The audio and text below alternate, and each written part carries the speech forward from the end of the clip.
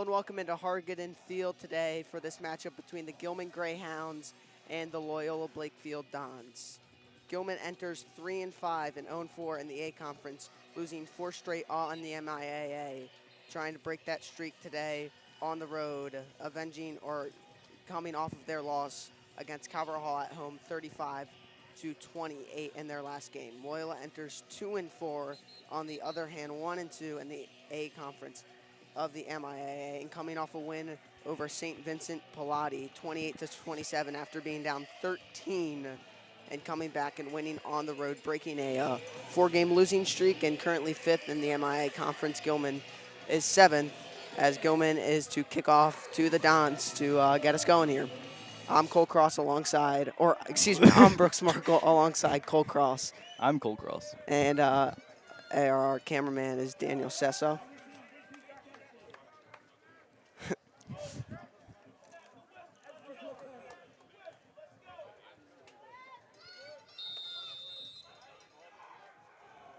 Brian Sheckley, the sophomore, to kick it away for Gilman.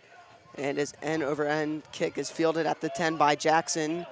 On the return, Jackson getting room. Jackson up the middle and down past the 35-yard line of Loyola.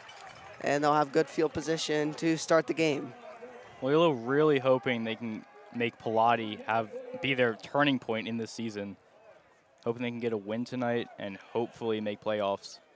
Yeah, as they started the season 1-4, that was a big-time comeback to hopefully send them in the right direction.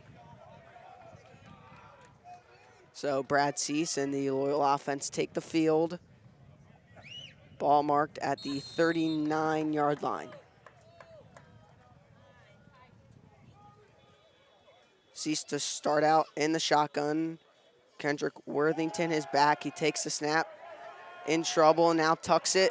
Can throw it, he will, and completes it left side to Worthington for the first down past the 45-yard line. And boy, can Kendrick Worthington do it all. Definitely a force in the run game, but also in the passing game. Yeah, he gets about 44.5 rushing yards per game. First on the team. And also up there in receiving yards as well. Yeah. And only a sophomore, so good hope for the future in the backfield for the Dons. As Cease now under center. It's a handoff. Running left and hit at the line of scrimmage, and taken down is Kyle Powell. And it'll be second down and long.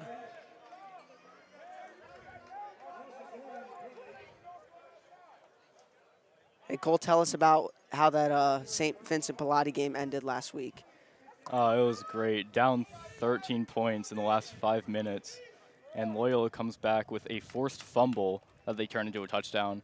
And then instead of just normal kickoff, they're like, nope, onside kick, get the ball, another touchdown, and we win. There's been some dramatic endings so far this year for Loyola, as now second down and long, a play action, rolling right, throwing. The pass is complete. It's Elliott. Elliott inside the 25-yard line and will go down. Shane Elliott getting about 20, and the chains move again. Definitely great comeback after the second and long. Yeah, Elliott, the leading receiver for the Loyola Dons so far this year. And the senior becoming a force again. Loyola on the doorstep of the red zone in just 3 plays.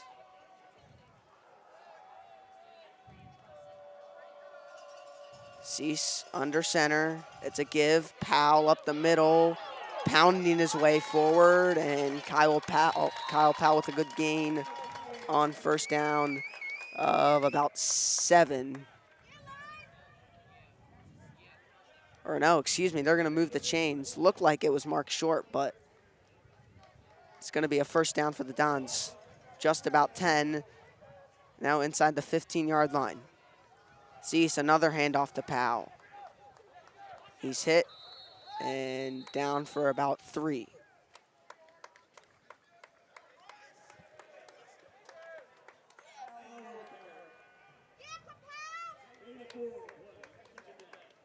Loyola really inching towards that early game touchdown, which is a great position to be in. Barely into the game.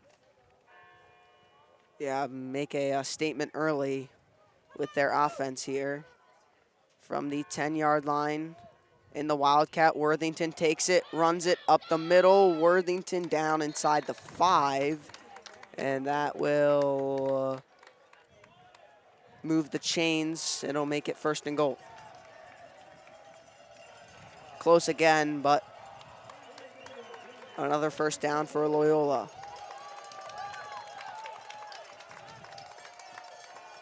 Worthington and the Wildcat again. Motions Elliott in front of him. Almost the same play, blocking, fighting forward, and he's in for the touchdown. And with about 3 minutes and 30 seconds, the Dons strike first to make it 6-zip. I mean, you've just got to love to see that after a lot of missed opportunities all season for the Dons. Them being able to capitalize off this opportunity this early on in the game is just really great to see. Owen Scheinhing with the extra point.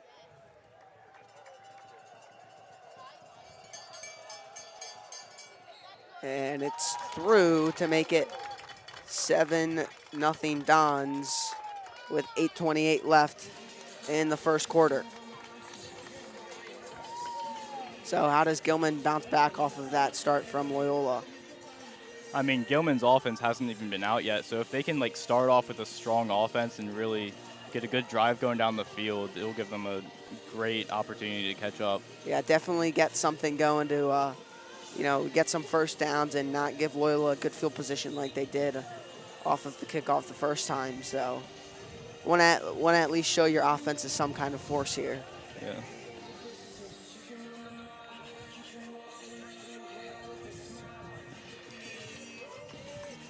So the man to kick it off for Loyola is the senior Austin Dulay.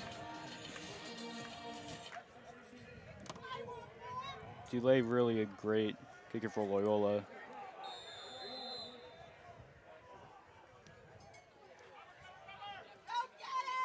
Fielded just beyond the 10-yard line, running right and getting blocking, and now down past the 25-yard line of Gilman. That is Amir Arnold.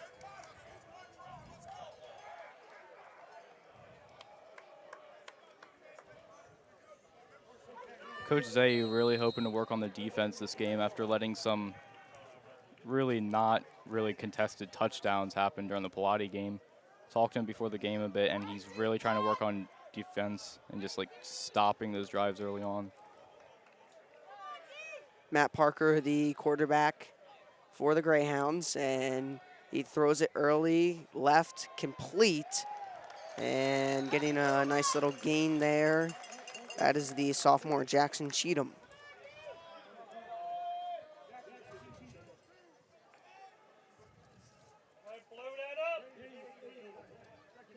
It'll be 2nd and 2 for Gilman after a gain of 8 yards. Parker to take the snap from the shotgun again. And to throw it again, pressure comes in, he gets one away left, and it is complete on the sideline. That is number 10, Dejon Lane, the junior.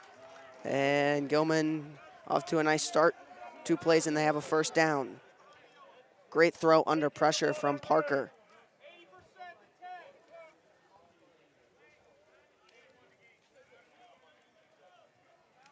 So from the 49-yard line now.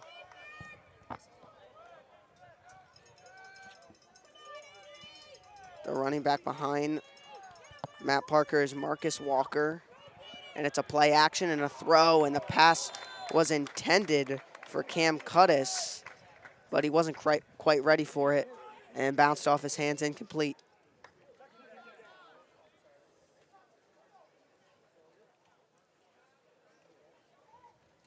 Gilman looking like they're going to rely on the passing game through these first 3 plays.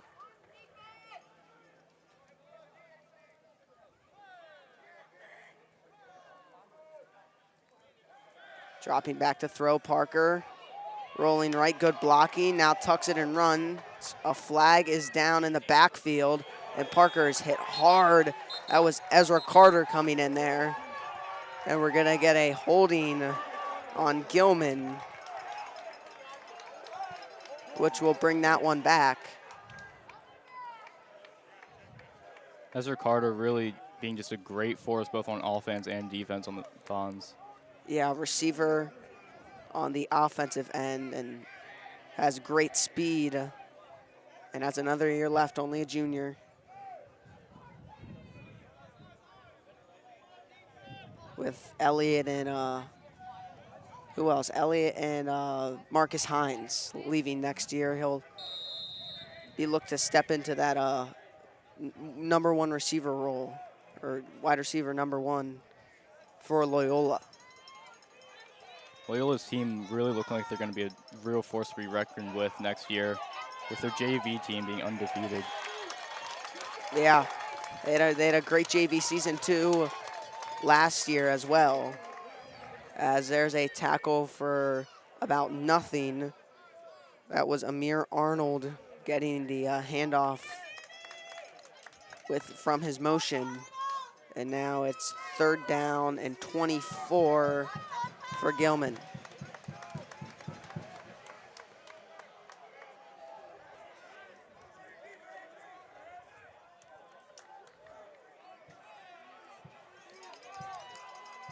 Parker motions a man in front of him, and we'll just hand it off, and that's stuffed for nothing. So Gilman not trying to risk anything, and the Dons hold strong in their first defensive drive, and Gilman is going to be forced to punt.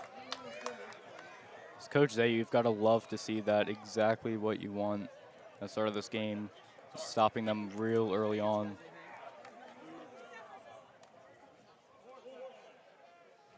And that makes a defensive statement offensively, really can boost the team morale as a whole. It'll be big time for the offense as the punt just away, not a great one. It'll bounce out of bounds at the 37, 36 yard line of Loyola.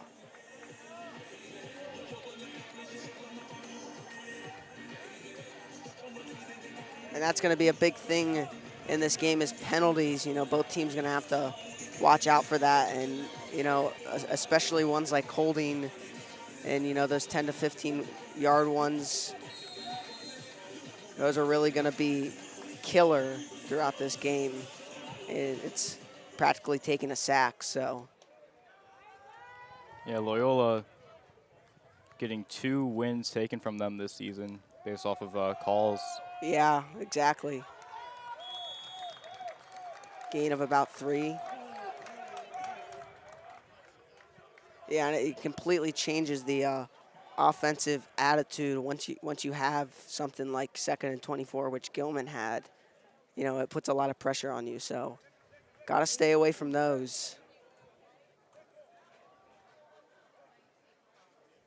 And, you know, you always can't do any, you know, you can't always do everything just because, you know, there's some bad calls, but, you know, do your best, because Loyola has, you know, really been hurt by that in some of the games so far this year, but really got to watch that as it's dumped off to Worthington, and Worthington getting outside and pushed out of bounds. It's close to the marker. We'll see how they spot it. And it will be short, 3rd down. Had some blocked vision. It's 3rd down and 3.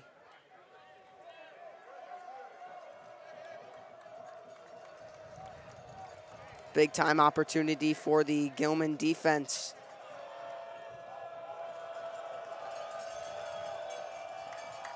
Cease under center. Oh, there was some movement up front from Loyola. It seemed like everybody on that offensive line jumped a little early. And maybe before that, we had a timeout. That's what that official on the sideline is saying. So they're going to have a conversation to see whether the timeout came before the false start. Something we can't really tell from up here, but it looks like it's going to be granted. So 4:50 left in the first quarter now. It'll be a 3rd and 8 coming up for Loyola. And you know that penalty is really, so I guess the false start is enforced then, because I thought the timeout came before the false start, but apparently that came after. So, you know, from 3rd and 3 to 3rd and 8 is a big difference. And it looks like Loyola was, you know, they had a lot of linemen out there. They were going to run that, but now most likely forced to pass as the offense comes back out. Not great for Loyola, that false start call. 2 receivers right and left, the running back Worthington. Motions a man in front of him. 4-man rush from Gilman, under pressure, Cease. A flag is drawn, rolling left, and he's just gonna throw this one to the sidelines. And it looks like that flag's not gonna matter. Seems to be a holding on Loyola, which it is. And I assume that will be declined and bring the punt team out.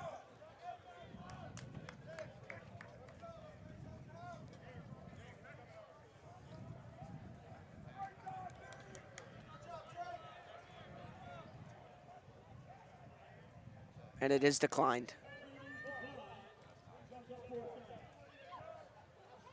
So after a false start on 3rd and short, the Dons can capitalize off of, or come back from that, and we'll be punting. Of course, you never really want to turn over the ball, but you can always rely on Dulé to get a pretty good punt out, averaging about 35.43 yards per punt. Dulé gets one away, and a fair catch is signaled for and taken, and a flag is going to be drawn as Carter couldn't stop his momentum running in to the punt returner Amir Arnold, and that should be, not sure, 10 to 15 yards, but it'll be from about the 27 plus whatever that is. And again, as I said earlier, penalty is going to be a big part and crucial in the game and can really kill you. And right there, that goes from a drive starting, you know, in the middle of your own territory to now close to midfield.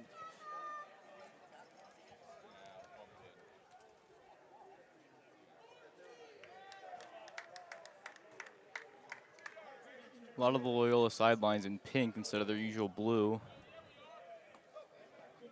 for Breast Cancer Awareness Day here at Loyola. Is it day or the month? I'm not sure. I mean, it's the whole month, like nationwide, it's the month. I guess? It's the month. Okay. The month of October, yes.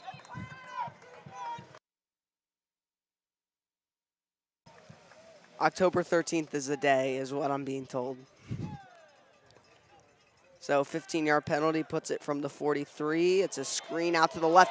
Oh, and Ezra Carter, a massive hit for a loss. And boy, he had one earlier on the quarterback, Matt Parker, and one right there to make up for that penalty he had on the kick-catch interference. Yeah, Carter really just being a strong start defensively this game. The senior running back, Marcus Walker, was the one that got decked there, making it 2nd and 13.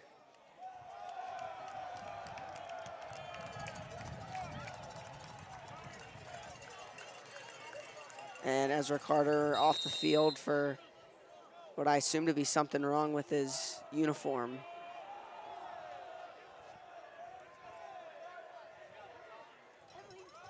Here's a handoff, bouncing out left and tackled down. Getting in there is Powell.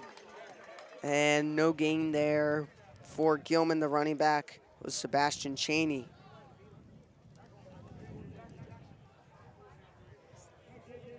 Gilman's really got to get something in the air far right here.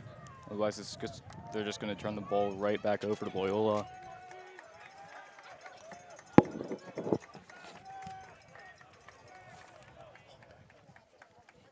Here's 3rd down and 11. Parker takes the snap, pressure coming in, throwing left, jump ball, incomplete. Too far, pass was intended for Dejon Lane.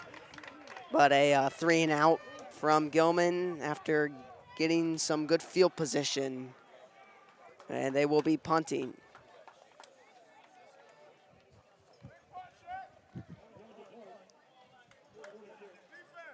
So only 1 first down and 2 drives for Gilman, and the Loyola defense seems to be adjusting from what they've been performing so far this year.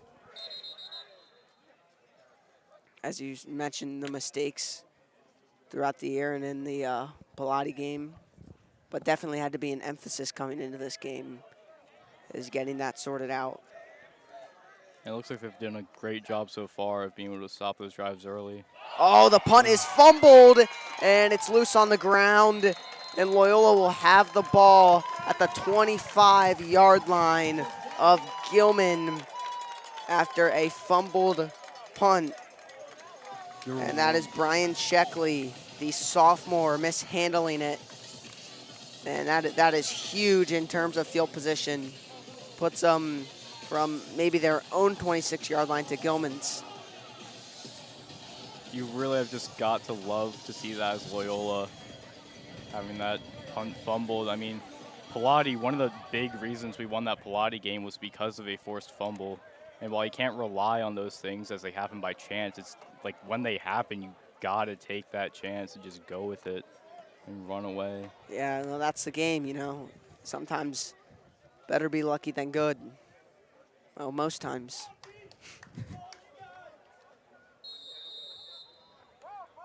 So now Marcus Hines taking the snap for the Dons, and he fakes it and runs left. Marcus Hines getting a little bit of room. It's a gain of about 5 yards. Marcus Hines was the main quarterback for the Dons last season, and had a big Turkey Bowl to beat Calvert Hall in a big-time upset. But now Cease, the sophomore, stepping into that role, but still using him and taking some snaps.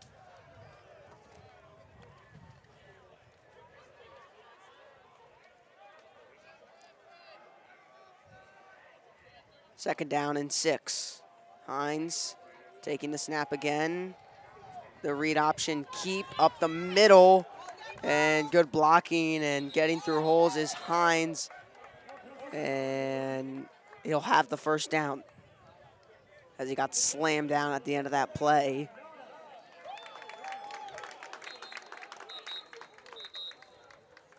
And we're gonna get a whistle, and looks like an injury down on the field. Not sure who, but with 1:52 left in the first quarter, we'll take a break.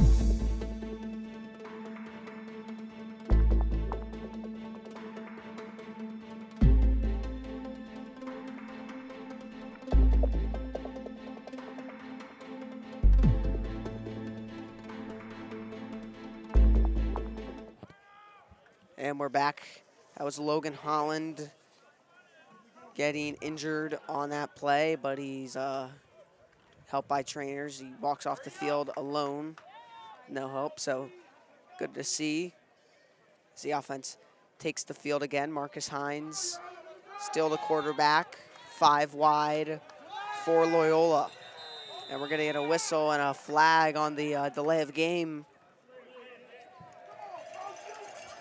Frustration shown on the sidelines there.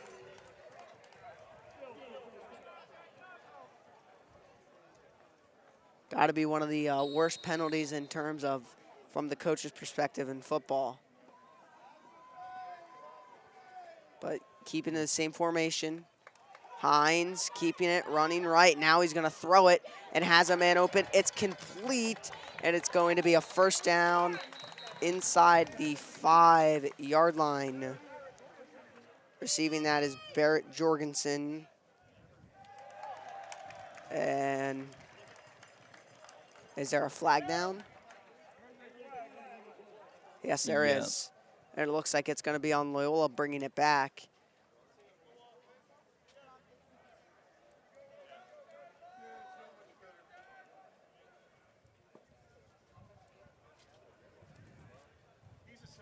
And it looks like a pass interference on the offense. So that'll move him back 10 yards, and now 2 straight penalties will make it 1st and 25. Not great at all when you're that close to the goal line. Yeah, I mean, we're gifted field position, and now way back here at the 32. Zayu, when he's that close to touchdown, he loves to put up Worthington and run Wildcat, but you really have to put the ball in the air here now. The pass is intercepted down the field. There's a flag in the secondary, though, and that one will not matter, except there's one in the backfield. So there's an ineligible man down the field, looks like what the signal is for Loyola, but also a personal foul in the backfield, which should offset the penalties. Yeah, it's a roughing the passer, so it'll replay the down. It's detrimental for Gilman after getting that interception. Just have it taken right back away from you. So it'll keep it at the 32-yard line, 50 seconds left in the first quarter.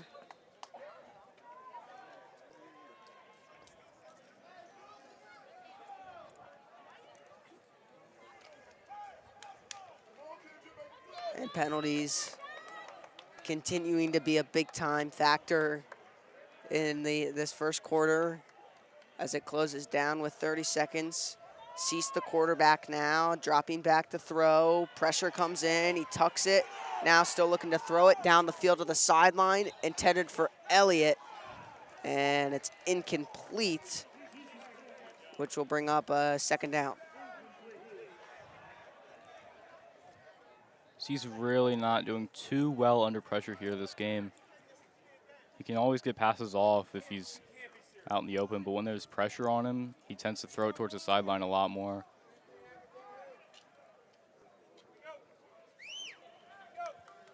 Yeah, and Hines and Cease both have that running ability, but also they'll tuck it and then bring it out of that and decide to throw.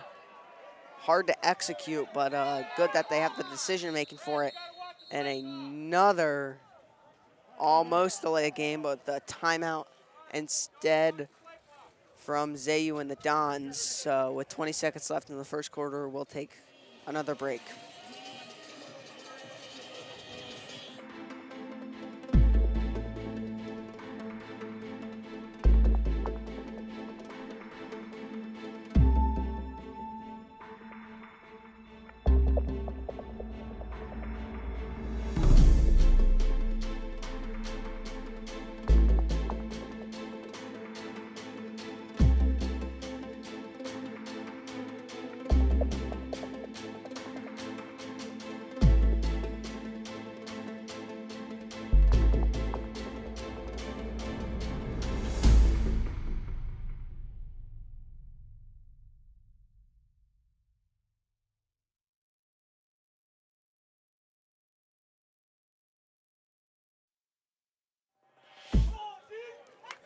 So we're back after the Loyola timeout.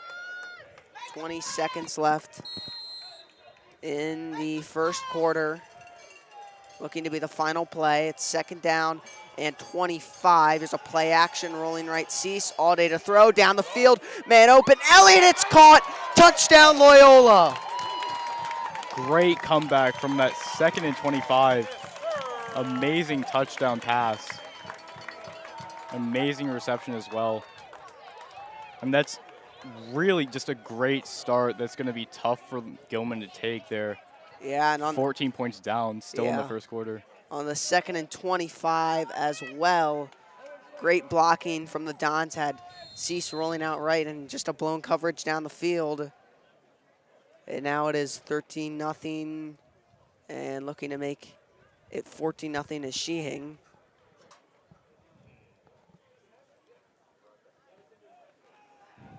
And the kick is through and on to Chestnut Street, so 14-0 Dons.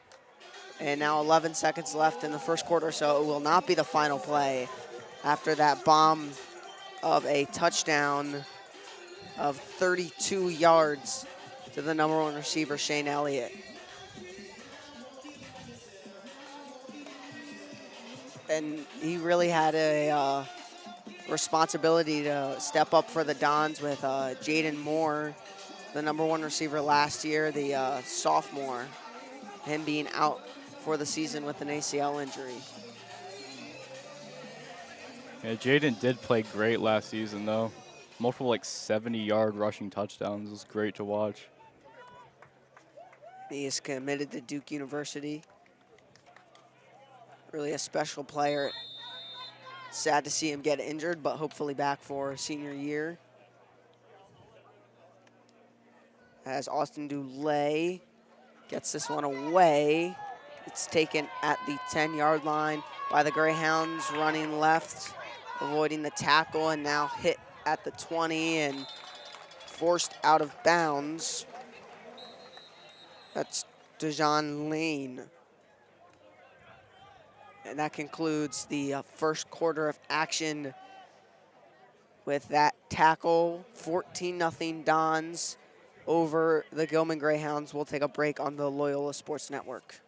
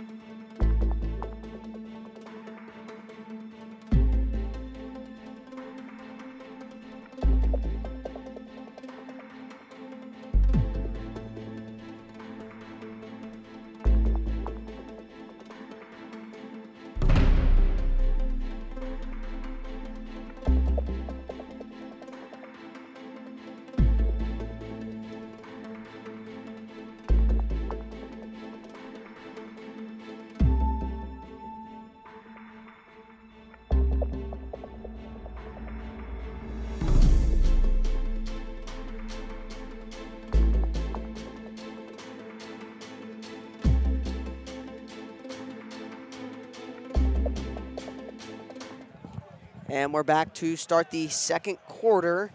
Parker in the shotgun. Gilman trying to make their way back through the offense, and that'll help with a completion outside the numbers. It's Matthew Morelli. And that's a gain of about 7 yards.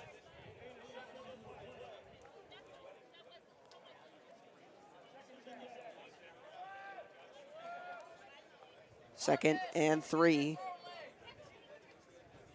2 receivers left, 1 to the right.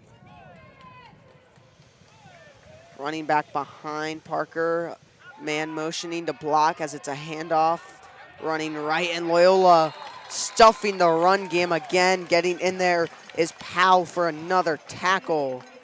And the Gilman run game nowhere to be found with this defensive line and linebackers from the Dons. It's a loss of about 4 or 5, and it's third down.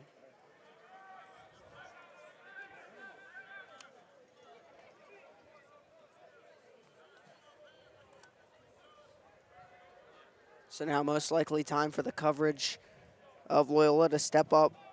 Marcus Walker, the running back. 2 receivers on both sides, snapped with 4 on the play clock. Pressure comes in. The pass is intended for Matthew Morelli, and it goes right through his hands. And it would have been a first down, but he couldn't bring it in. And that'll bring up 4th down and a punt from Gilman. And that was a big time play right there for Gilman to keep the chains moving and keep their defense off the field, and Morelli just couldn't bring it down. Almost was an interception by Ezra Carter, Yeah. but luckily Gilman got away with just a punt. That really would have been killer, but it seems like the passing game has been much more successful than the run so far. Yeah, Gilman definitely a in-the-air team. Snapped with, we're just getting the snap off before the play clock runs out, and a fair catch is taken off a hop at the 42-yard line by Kyle Powell. So the Dons will take over with some good field position.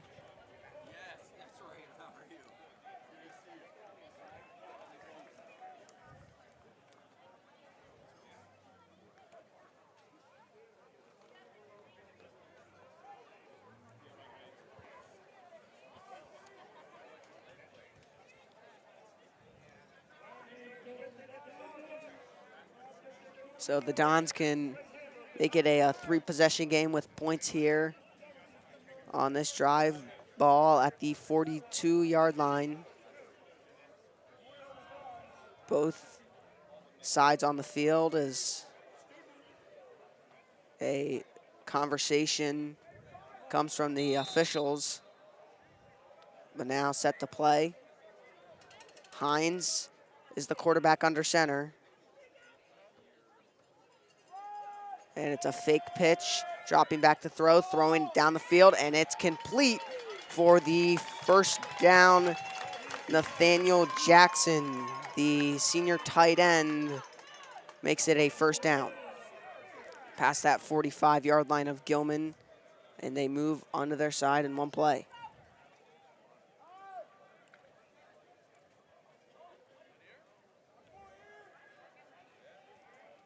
Hines staying the quarterback.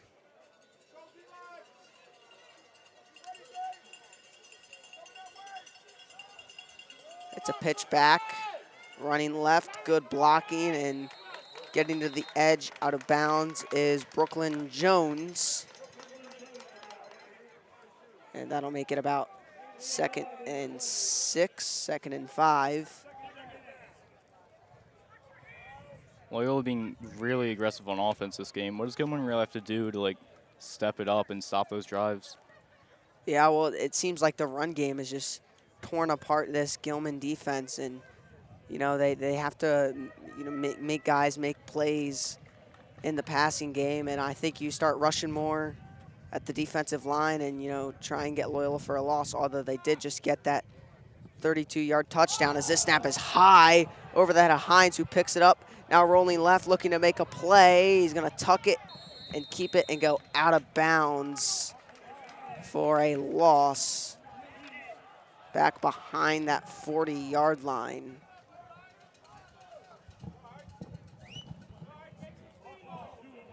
So a mishandled snap, or really just a high snap, and no way for Hines to do anything. We'll place the Dons at the 40 for a 3rd and 7.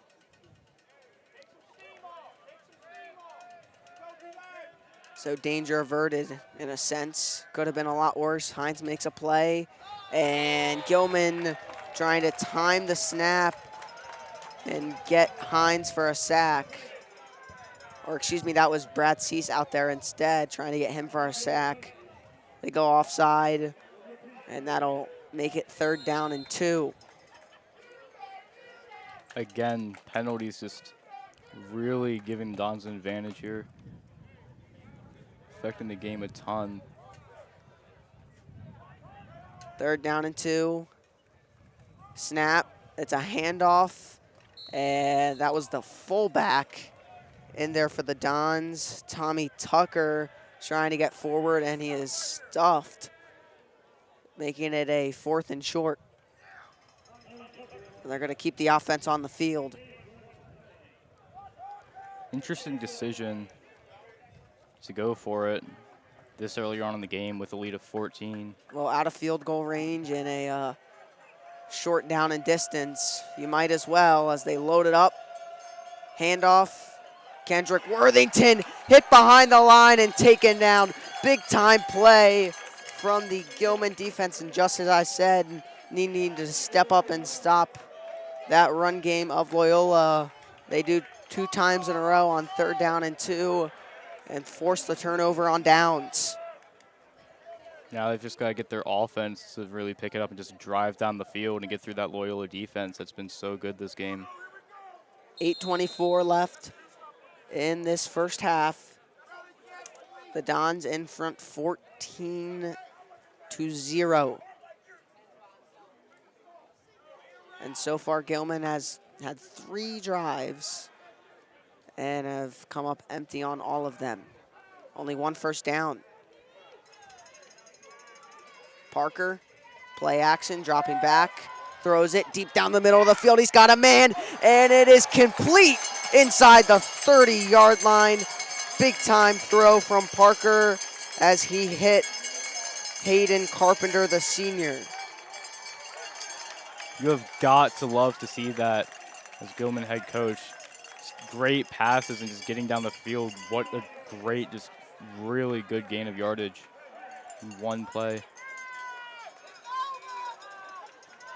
And Carpenter just got right through that secondary of the Dons, and a perfectly placed pass from Parker sets up Gilman now onto the Loyola side of the field as Parker steps up, scrambles, and staying up, avoiding tackles, and he has a first down with his legs at the 15-yard line of the Dons. The first time the Greyhounds have been in the red zone now in this game.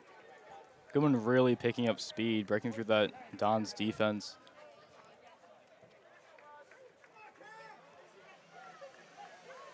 And maybe Gilman wanting to work quickly here, having some momentum.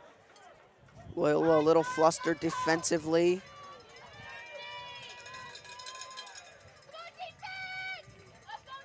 Snap is taken. Play action left, pass deep down the field, and it's intercepted. Picked off by Shane Elliott on the sideline. And the Dons will take over at about the 10-yard line of Gilman, maybe Parker, or of their own side, excuse me, but maybe Parker just forced one there with the pressure coming in. I mean, as Gilman, you were getting so close to that touchdown, the first touchdown of the game. And Loyola just takes it away from you. That's really got to hurt. Yeah, and penalties and turnovers have been the theme now for Gilman, really keeping them down 14-0.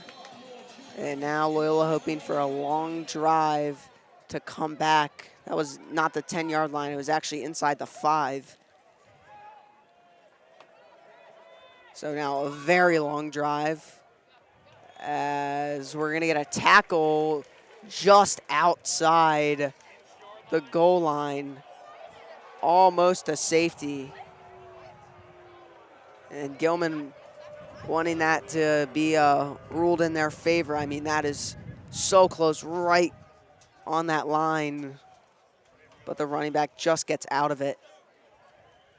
And now they're going to have to go 99 yards for a touchdown. But more importantly, just hoping to not get a safety or turn it over inside your own end zone, basically. A lot of pressure on the Dons here. Cease is the quarterback under center. He's going to throw it. Looking right, throwing right, intended for Hines, and incomplete. Great coverage on the sideline. Jackson Cheatham, the sophomore, sticking with Hines, and it's incomplete.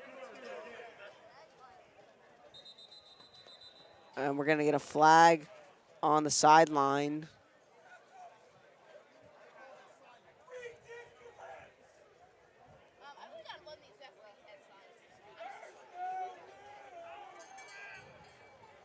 And it looks like the coach from Gilman is flagged. Maybe the team creeping onto the field instead of staying behind that sideline. But it just seems like it's a warning, as the Gilman head coach giving some words. That's Scott Van Zyl. As it's now 3rd and 11, Cease to throw it again. Pressure coming in, he's got to get it away, and he does right.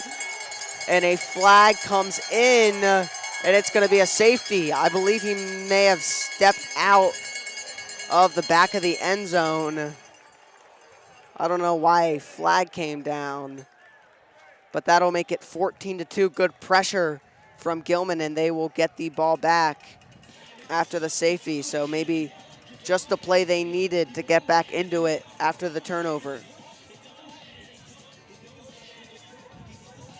Gilman has a packed sidelines, typically not something you see in an away game like this, but they have a really large student section, giving them a lot of support here, which can really help to boost morale. Yeah.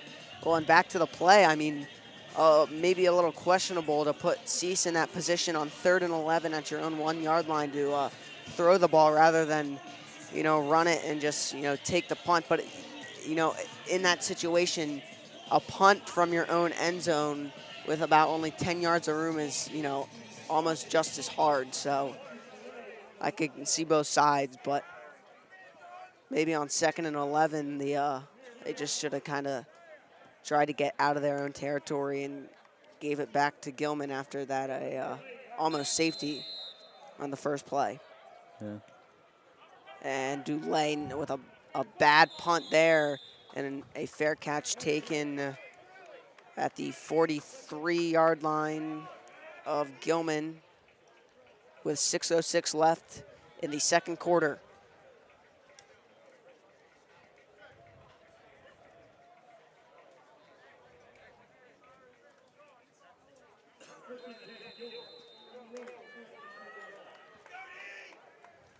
So Gilman, their offense looking to clean up their act after some, penalties and turnovers, which have just killed them.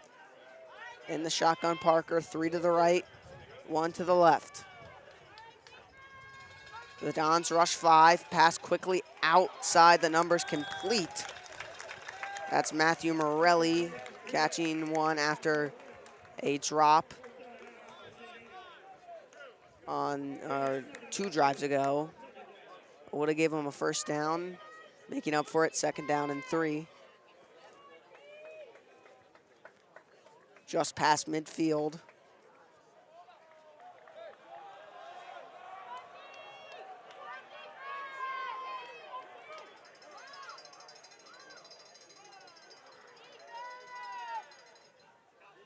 A man motioned.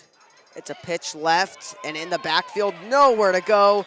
It taken down for a loss. I mean, this running offense for Gilman may have negative yards at this point with this defensive line from the Dons. Getting tackled was Marcus Walker, and now it is 3rd down and 6.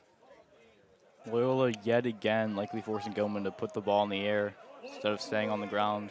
And the only thing keeping out of the negative running yards is that run from their quarterback, Walker, on the last drive. Here's 3rd down and 6. Dropping back to throw, now rolling out Parker. Trying to get away from Szymanski. Throws down the field, and he overthrew his target, which was Cheatham. A good pressure from A.J. Szymanski, committed to the University of Maryland. And that'll bring up a 4th down, the 3rd 3 and out of the game for the Greyhounds.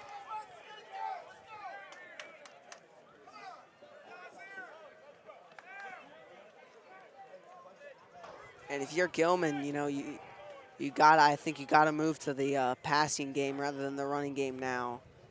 Been way more successful as the punt just avoiding a block, and the punter was hit in the backfield, which a flag is drawn. So we'll see if that'll move the chains or just make it a shorter 4th down. We'll see what the decision is.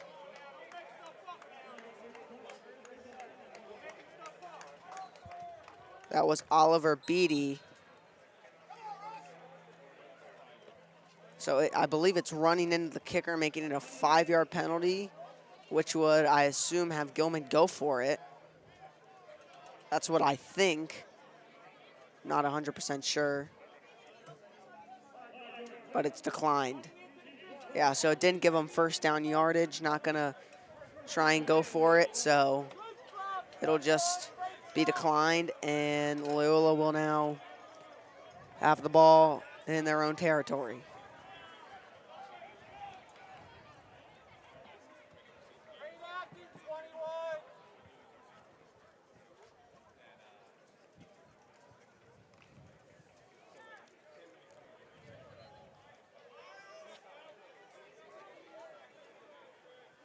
The ball is at the 20-yard line, I believe. Or no, back from it. The 15. So 1st and 10. As Cease will go under center. It's a handoff. Worthington getting out to the edge, and a flag is thrown in the backfield. 4:19 left in the 2nd quarter, and another holding penalty in this one. Yet again, I mean, we keep saying it, but it keeps happening. Just penalties really affecting the game. These officials seem to be calling everything. Refs are trying to turn the turf yellow or something.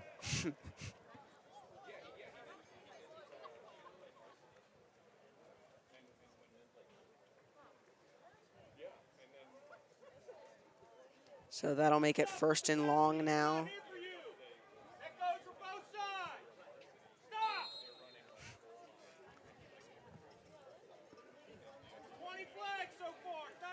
First and 15. Cease still in the quarterback position. In the shotgun now this time. Man motioned in front of him. It's a 5-man rush. Cease in trouble, throwing it out of bounds as that pressure came in. And Gilman starting to get to the quarterback now in this offensive line. You see the holding penalties and, not really giving good pass block, a little tired or flustered. Yeah, Loyola had a strong start, but looks like they're dwindling slowly. Not able to get quite as far down the field on offensive drives and not able to stop Gilman's offense as quickly, letting them break through a bit.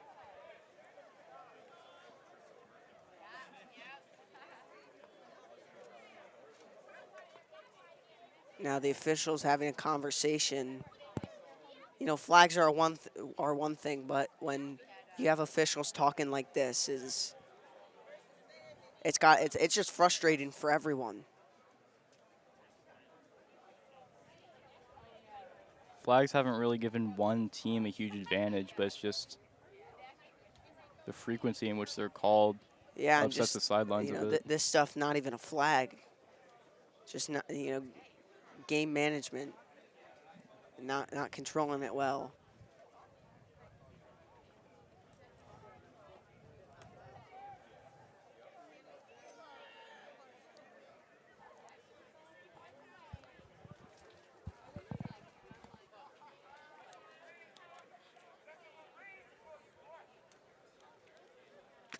Maybe just switching hats.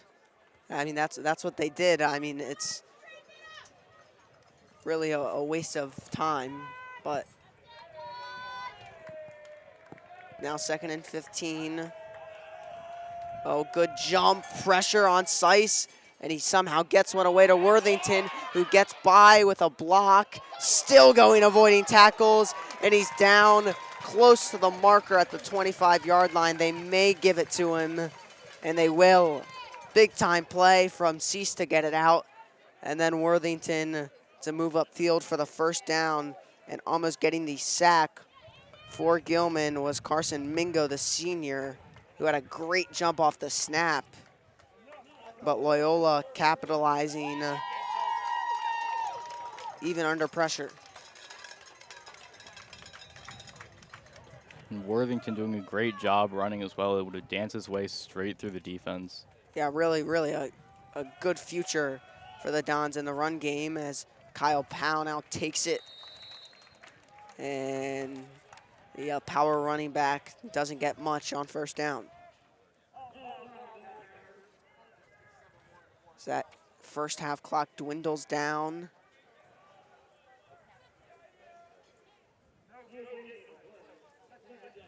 I believe Loyola only has one timeout left. It says 3 on the scoreboard, but I can remember 2, so.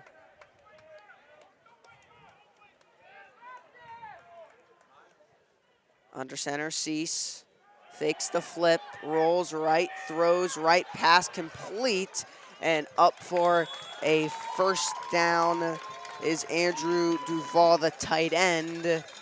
And that moves the Chains ball at about the 40-yard line as Loyola moving with some pace now.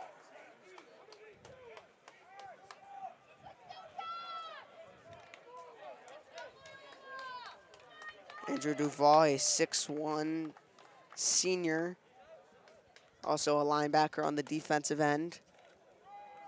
Here's a pitch, running left and really nowhere to go.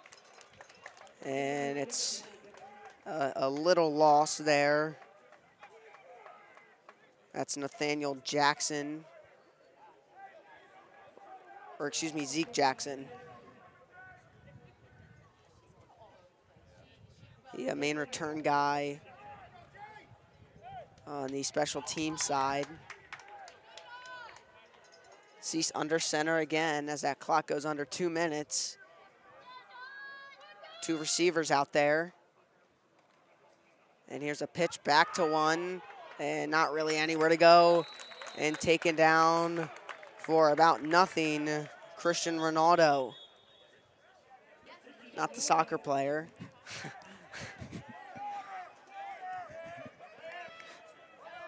And we're gonna get a timeout. I'm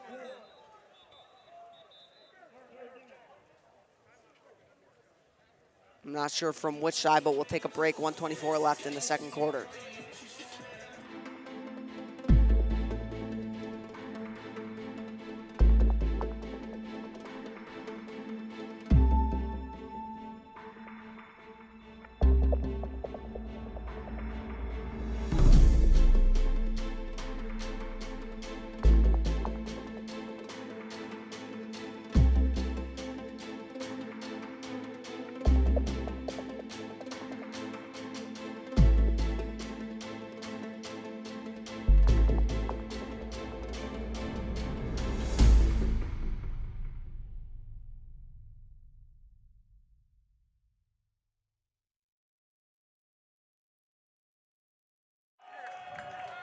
So now it's 3rd and 10 with 1:24 left in the second quarter.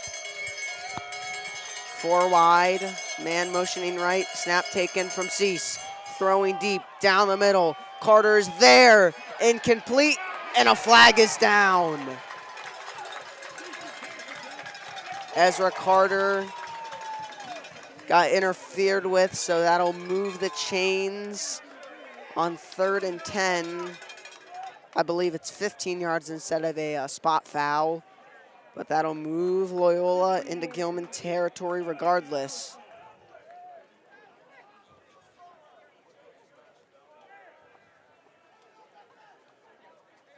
Little underthrown from Brad Cease, but it actually works out in the Dons' favor, as I'm not sure who the cornerback was that got the penalty, but hard to readjust with an underthrown ball when you're face guarding the receiver.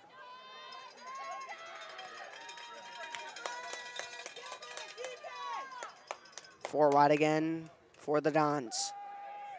Throw right, Pass complete. Elliott, another reception for him. Another first down for the Dons. Inside the 35-yard line they go. Clock stops with 1:08.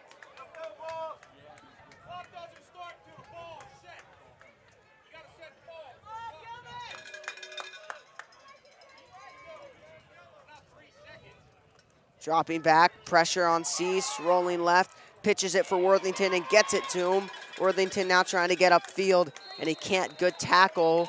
Flag down on the field. We'll see what this one is.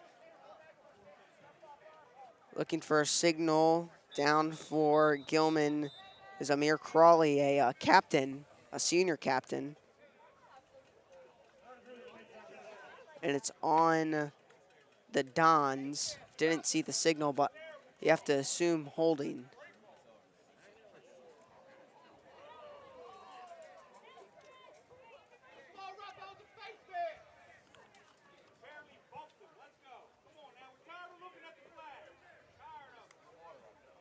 So with this injury, we'll take a break with 44 seconds left in the first half.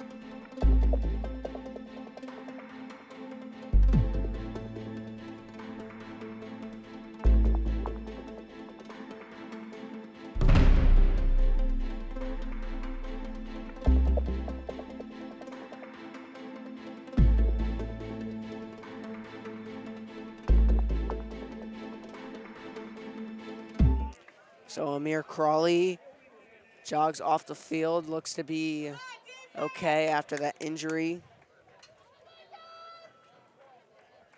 A lineman on both sides of the ball, a senior captain. So a holding penalty moves, I believe a holding penalty moves Loyola back to the 42-yard line. It's 1st and 17. Clock running. 2 receivers.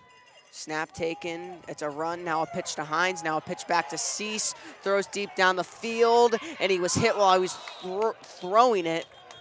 And a diving effort from Alan Gushu. Couldn't be taken in for the interception by Gilman, and I believe another flag is on the field.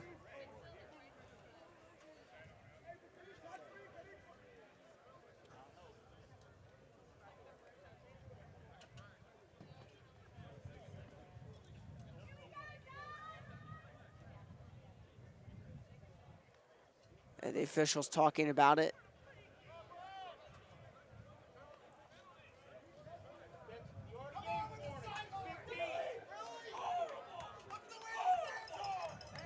And it's going to be a.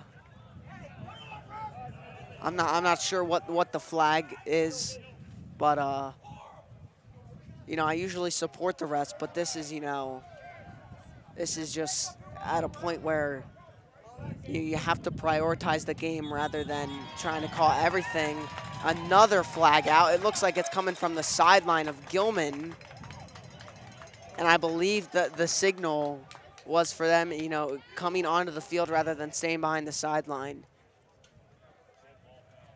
And now another one here. And you go from the refs not calling anything at the soccer game last night against John Carroll to the refs calling anything and everything. Yeah. Really changes the pace of the game. Someone on sportsmanlike conduct on the bench of Gilman. Unsure how that affects the down and distance. but it'll make it a first down and 10, I believe. Or no, a first down, yeah, a first down and 10. Now inside the 25-yard line. And, penalties are bad in the game, but when you have them off the field and on your bench, it's just, that can't happen. And, that's little ways teams can lose games now as Loyola can take a big advantage. Pressure on Cease, gets it out left Worthington, and a good tackle there from Ian Evans, the senior. Clock running, believe it, or a timeout's going to be used to stop the clock with 20 seconds left. So we're going to take a break. 20 seconds left in the first half.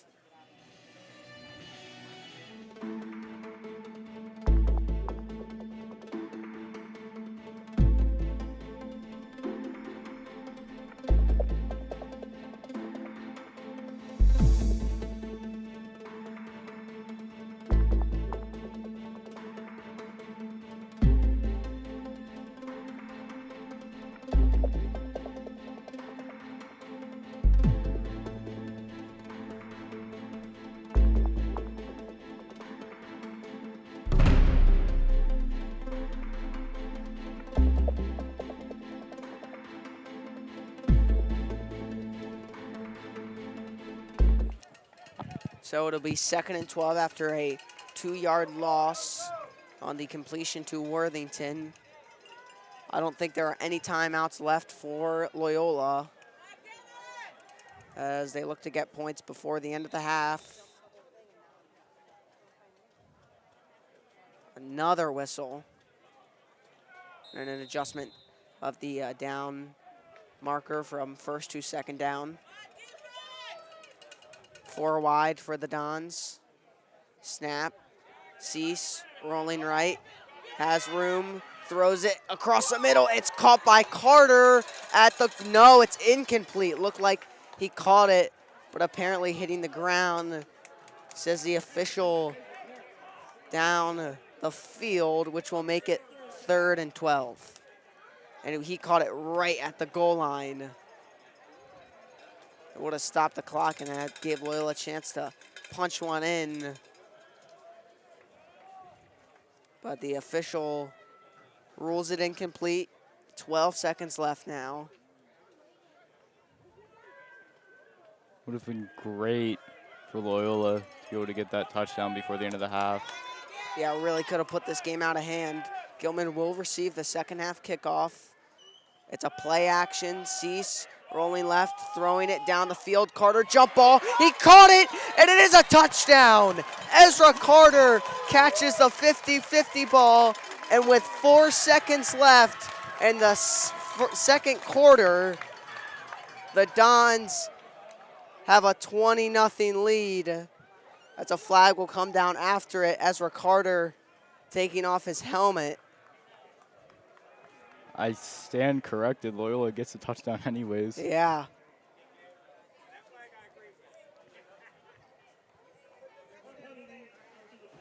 And boy, does that put this one into a tough position for Gilman to come back from. I totally forgot they got the 2 points off the safety, so it'll make it 21-2 if this extra point goes through from Shihing.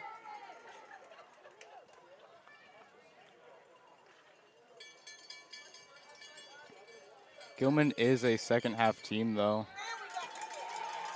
And it is 21-2, Loyola in front with 4 seconds left in the second quarter. Yeah, Gilman is definitely a second half team, usually scoring more touchdowns in the second half than the first, but I mean, so is Loyola though, statistically. So it'll definitely be an interesting second half for both teams.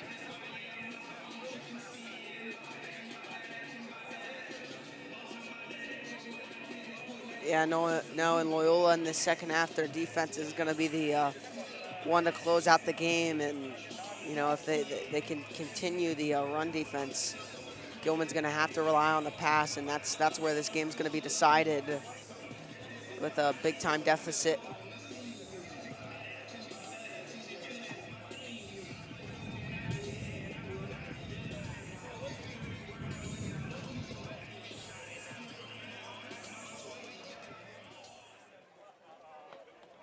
So Dulé to kick one away at the conclusion of the first half.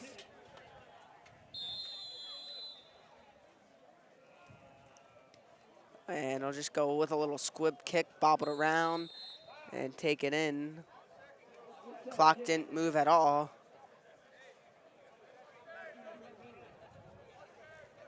So Hail Mary time, or maybe just a kneel down, which will send us to the second half.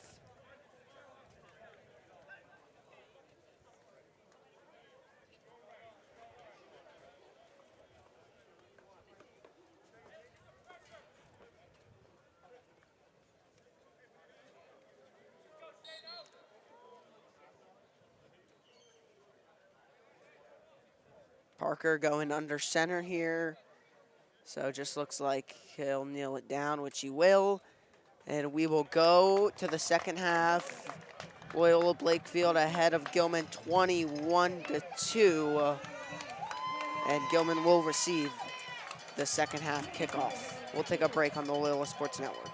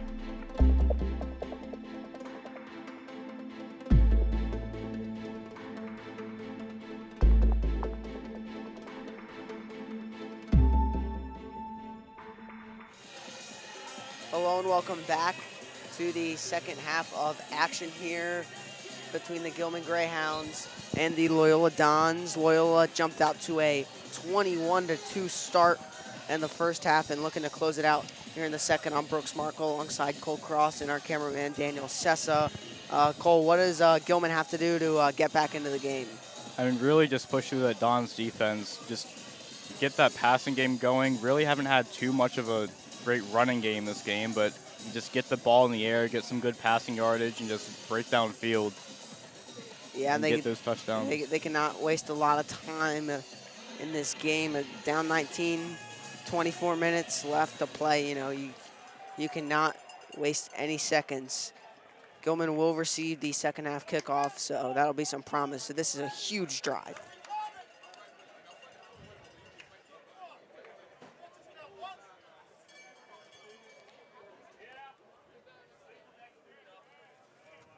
Austin Dulay places it on the tee, and here we go to get this third quarter going.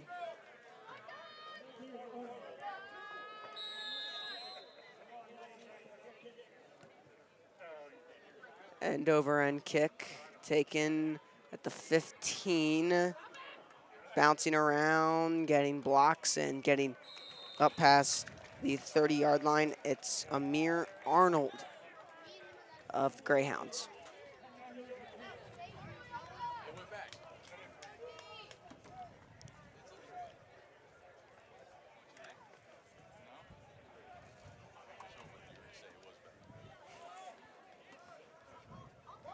So Matt Parker and the Gilman offense taking the field. Parker in the shotgun. It's trips right, one to the left. Running back is Marcus Walker, the senior. Looking right, throwing right, pass complete. That's been the success so far in the game. It'll be about 5 yards to the 35-yard line. It's Cheatham for Gilman.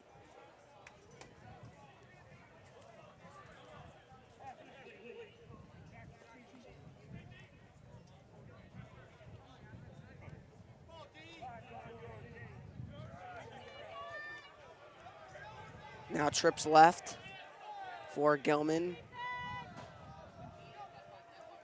5-man rush, pass left, it's complete. It's Cheatham again, and he'll get a couple to make it third down and short.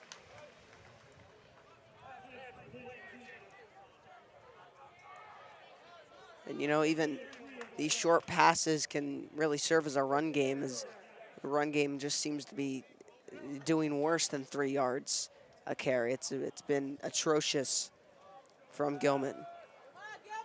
So now you have it third and short. It's a lot better than third and long, which is something that they saw too much of, relying on the run game, as Parker rolling right, throwing, and the pass is incomplete. It was intended for Cameron Brown. And another 3 and out from Gilman. And it's a fourth down. It is still great to see Gilman finally passing the ball. We just got to get a little bit further passes, get a few more yards off them to get that first down next time.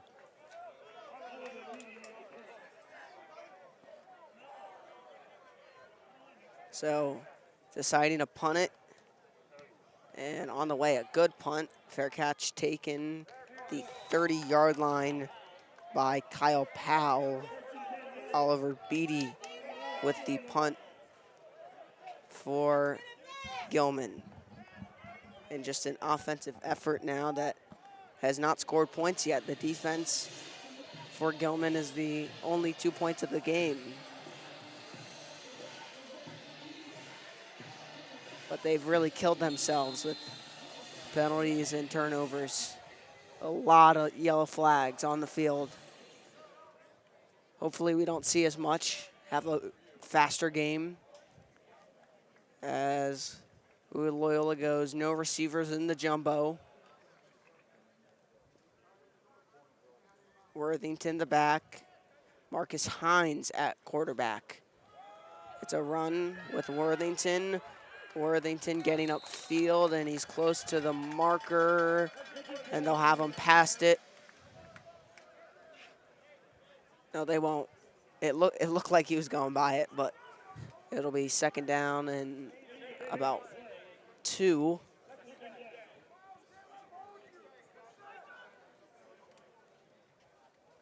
Same formation, same play.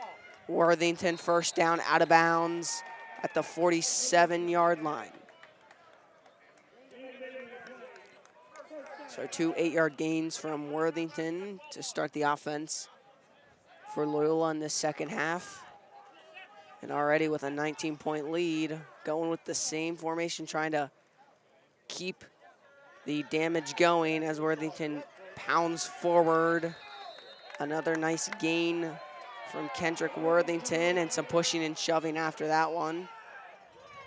Shocked there wasn't a flag.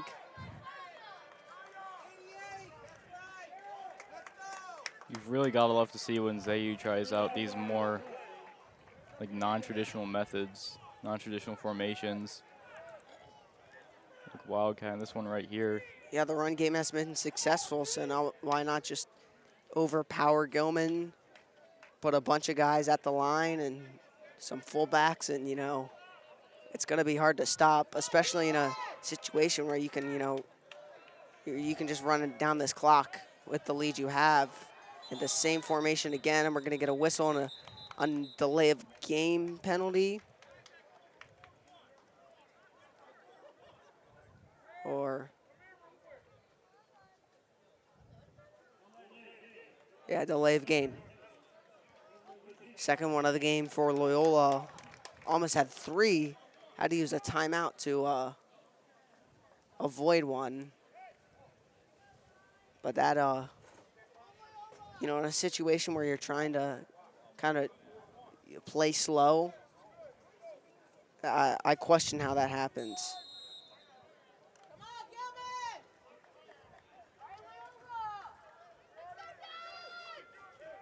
So now it's second down and 10. Keeping in that jumbo formation. It's a run and getting out right. That is Maurice Guy. And it's a gain of a couple. It'll be third down and 8.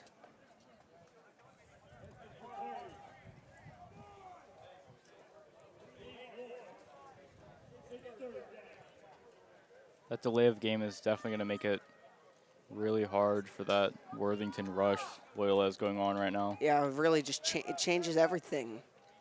You know, it's only 5 yards, but it isn't only 5 yards at the same time, as Cease is now quarterback, and he completes a pass right. It's Zach Phillips getting by on the sideline and tackled down at the 26-yard line. A big-time first down for Loyola on third down and 8. And now on the doorstep of the red zone. And they will be in it if they can get a first down or close to it.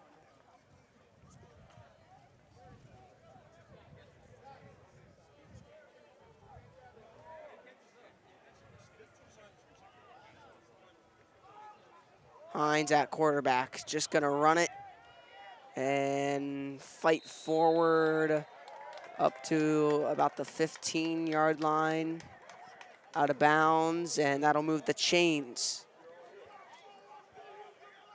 Gilman has really got to plug up those holes in their defense and just really work on stopping Loyola's run game. Loyola able to get huge drives and huge yard gains. Just running straight through Gilman defense.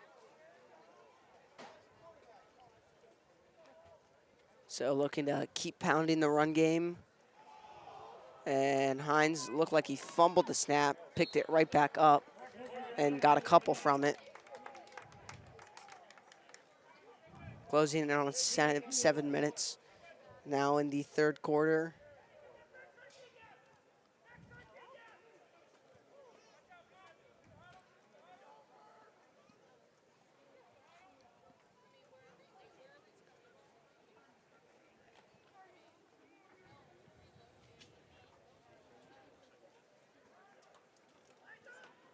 2nd and 8. It's a Worthington run. And he's hit and down for nothing. And another 3rd and 8 coming up. Should be points, though, for Loyola, being inside the 15-yard line. If they cannot get this first down, should be a field goal. Cease comes in, can expect a pass. It's trips left, one to the right, running back Worthington. Here comes pressure. Cease throws it across the middle, and it's intercepted in the end zone. And just falling down is Alan Gushu. And a bad decision there from Cease, trying to force one into the end zone and make a play. Yeah, really just not doing well under pressure yet again. Even Loyola, or giving Gilman good position heading in here.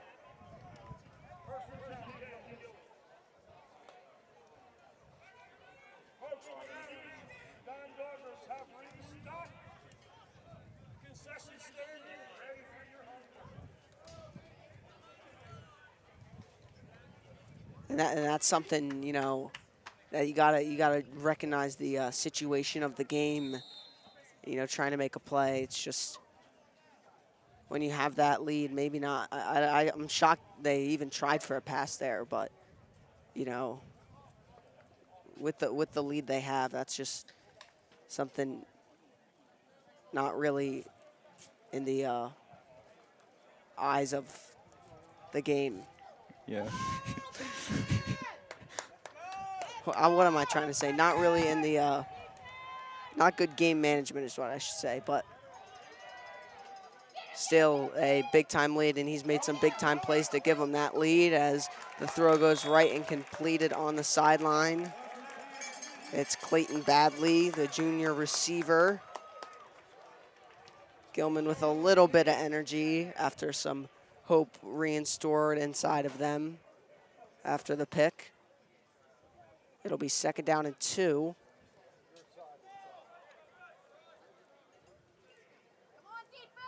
And the shotgun Parker. Motions a man, takes the snap, hands it off right. And that'll be a first down, it looks like. No, it's gonna be short as that clock runs. Inches shy, it looks like. Running back was Walker.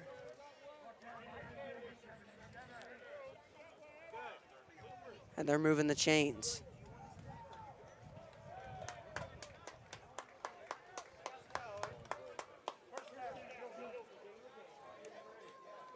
Two to the left, to the right. Running back Cheney now.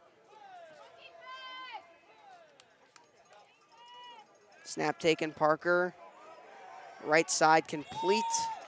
It is Morelli. And it is a gain of about 5 or 6.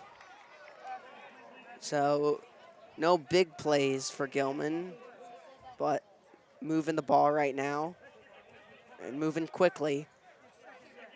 Time and enemy at this stage in the game after a long drive for no points of Loyola. Snap taken, blitz comes from the Dons, pass deep down the middle of the field and incomplete, intended for Morelli. And coming over to try and pick that was Maurice G.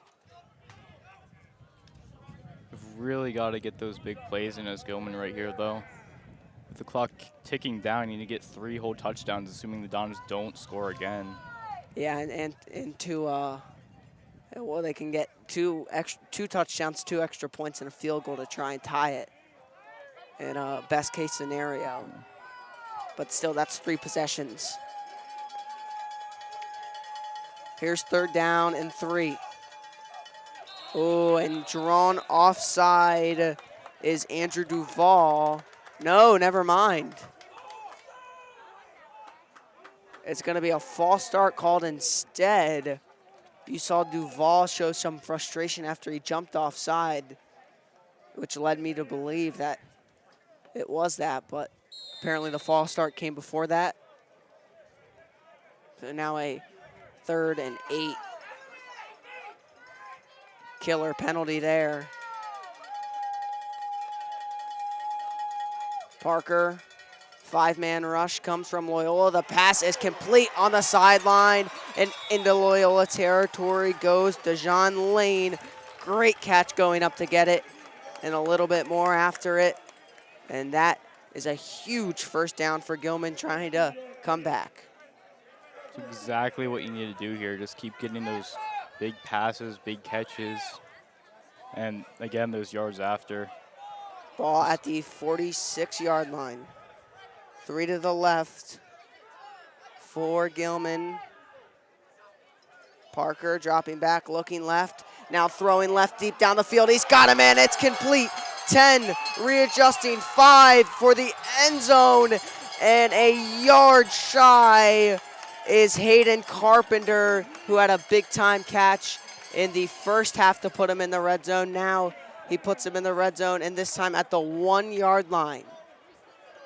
I mean, you've just got to love to see that. Gilman really taking a stand and trying to come back here. Really close to a touchdown. Gilman moving quickly here. Under 4 minutes now in the 3rd quarter. In the shotgun is Parker trying to get their first touchdown of the game. It's a run. Cheney trying to pound his way in, and he does. And Gilman gets their first touchdown of the game. And they're not going to go for 2. They're just going to take the extra point to try and make it 21-9, which I feel like is not the right decision, considering if you get 2 touchdowns and 2 extra points and a field goal, like I said earlier, it's a tie game, but playing conservative. It's still great to see Gilman really creating some competition for Loyola here, getting back in the game. Yep, so the interception from Cease, and then the big-time catch from Hayden Carpenter, the senior receiver, and Cheney punching it in makes it a 21-9 game now with 3:44 left in the 3rd quarter. So now it's the offensive side's turn to make a statement in this game. This is a huge drive for Loyola in terms of momentum.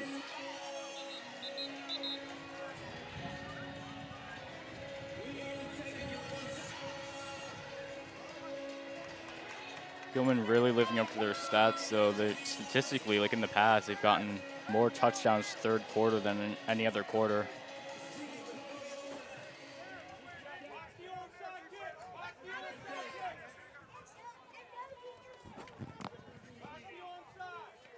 So it's Oliver Beatty, the junior kicker. Confused on where to place the tee.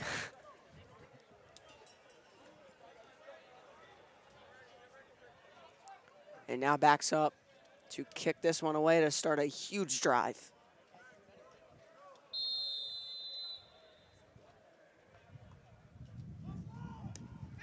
And gets this one away. Taken inside the 5-yard line. Jackson avoiding tackles and then finally brought down. The ball came out, but he's going to be ruled down. Gilman thinks they have the ball, but he was ruled down at the 16, 17-yard line.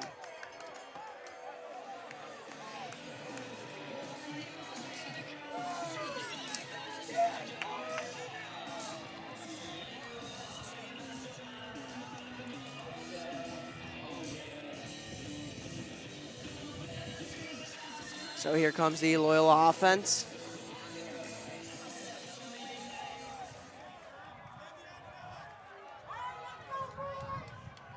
And the Wildcat, Kendrick Worthington, the running back, has 3 receivers left, 1 to the right.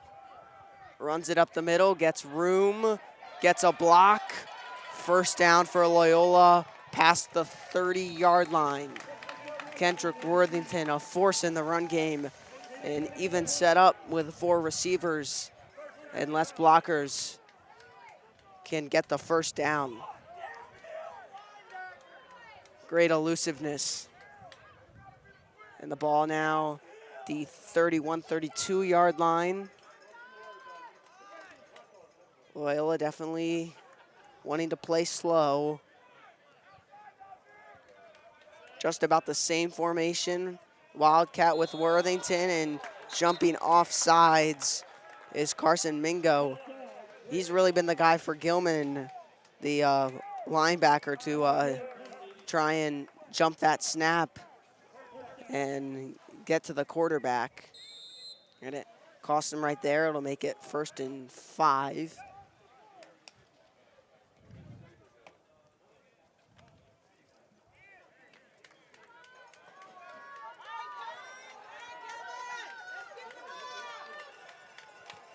Worthington just take the snap and fakes the handoff and somehow gets through. He's got a block. Worthington with speed into Gilman territory and out of bounds at about the 30, 29-yard line of the Greyhounds. Kendrick Worthington, just big time for the Dons.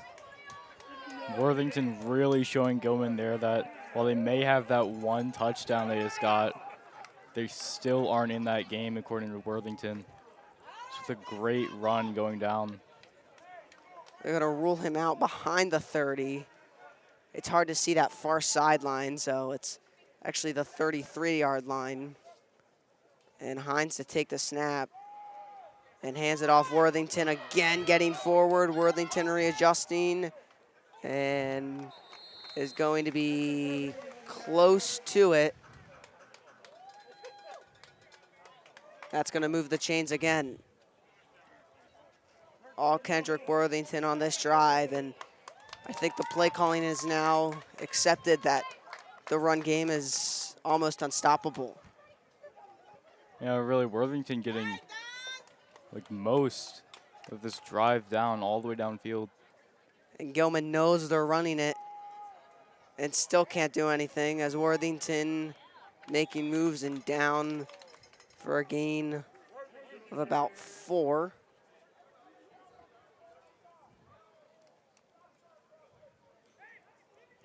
Under 2 minutes left in the 3rd quarter.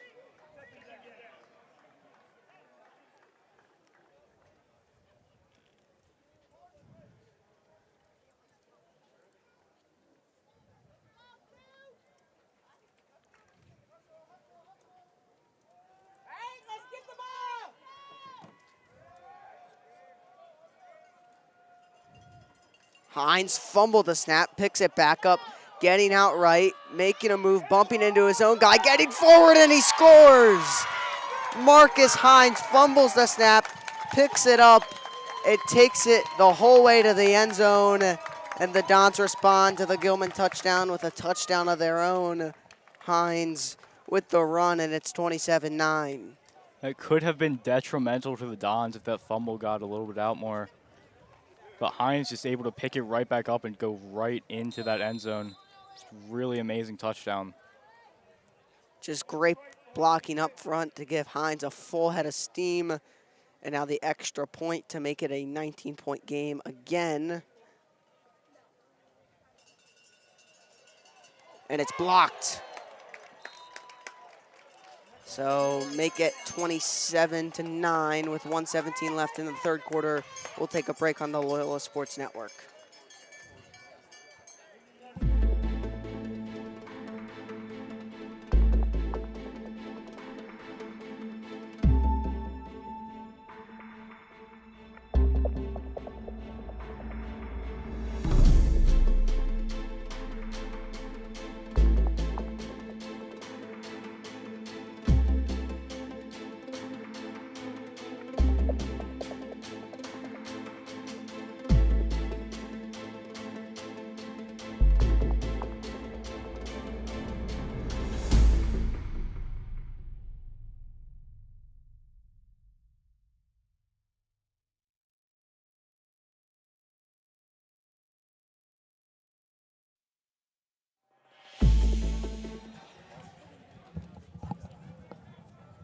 So 1:17 left in the 3rd quarter. Marcus Hines with the rushing touchdown.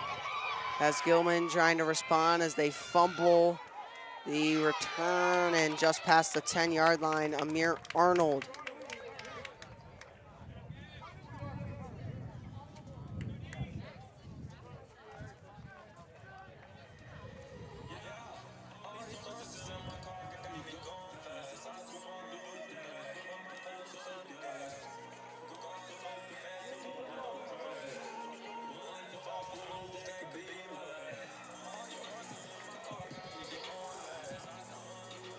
So from the about 12-yard line, 1st and 10 for Gilman. Gonna make it long. Parker drops back, completes a pass to Morelli, and he is down just short of the marker, I believe. It'll be 2nd down. This point is going to be very, very hard for Gilman if they're going to try to come back to this game. Yeah, as that 3rd quarter wanes, 40 seconds now to go. Only 12-minute quarters. Going to need points on this drive. Here's a screen. It's complete to the running back, Walker, and he's taken down by Powell. A horse collar wanted and maybe given. We'll see if that flag came after the play or was on the horse collar. It looked pretty definitive that it was from our angle.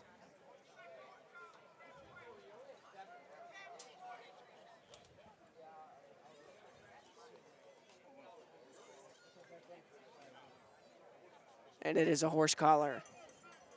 So that'll make it a 1st down for Gilman. And that's going to be a 15-yard penalty.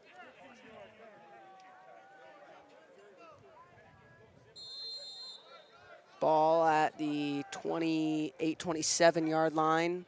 20 seconds to go in the 3rd quarter. May be the last play, most likely, barring an incompletion or some stop of the clock. 10 seconds is snapped at all day. Now under pressure, he's going to scramble and run and get the 1st down. That's Parker, but a flag is down. Like we've seen all game, you got to assume it's a holding, and it is.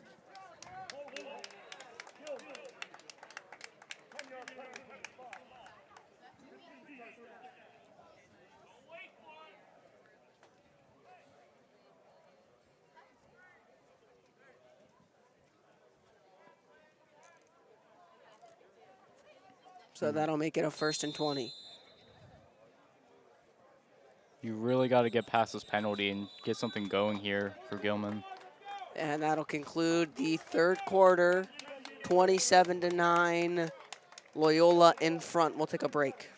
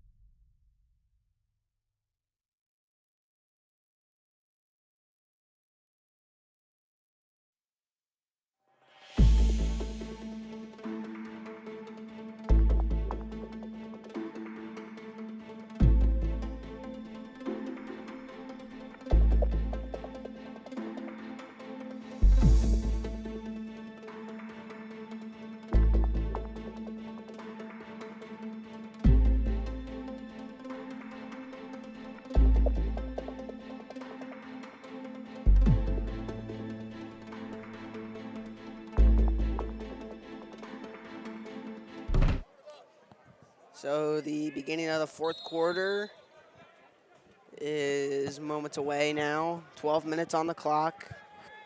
Gilman deep in their own territory with a mountain to climb. Down 18 points. Parker completes one right Staying on his feet and brought down is Jackson Cheatham. Forward progress has him at the 23-yard line.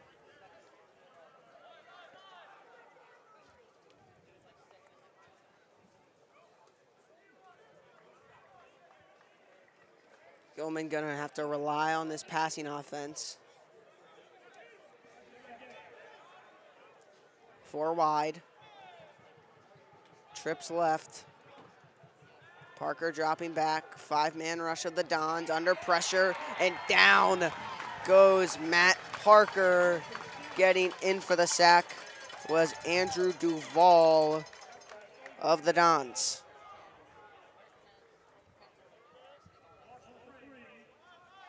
Gilman has really got to get something going this down. If they don't get this and they get nothing out of this drive, then that may be the game, because Loyola can start to run out the clock. Here's 3rd and pretty long for Parker. 4-man rush. In trouble again.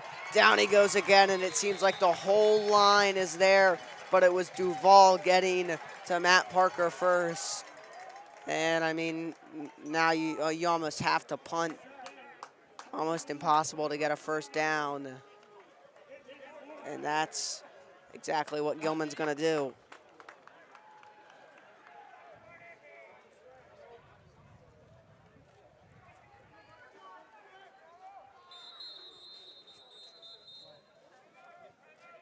And we're gonna get a timeout from Loyola. 10-10 left in the 4th quarter.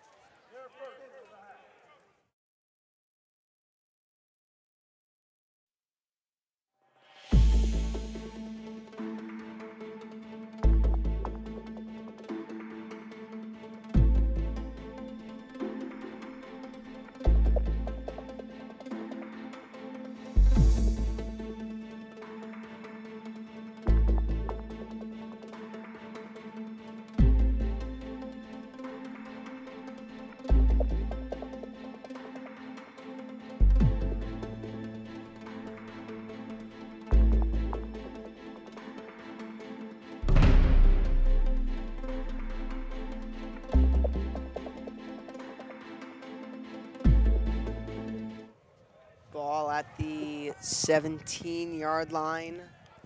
4th and forever as the punt gets up. Fair catch signaled for and taken at the 47-yard line by the punt returner, Kyle Powell. Just over 10 minutes left to go. 18-point Loyola lead as they seem to have this one secured.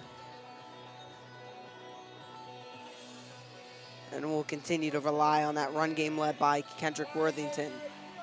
But you gotta love to see Marcus Hines taking snaps, and you know, doesn't really pass the ball a lot, but has the ability, and it's got to keep the defense on their toes. And just definitely in a great, talented player to have, and you know, he's versatile in his skill as Kyle Powell gets 5.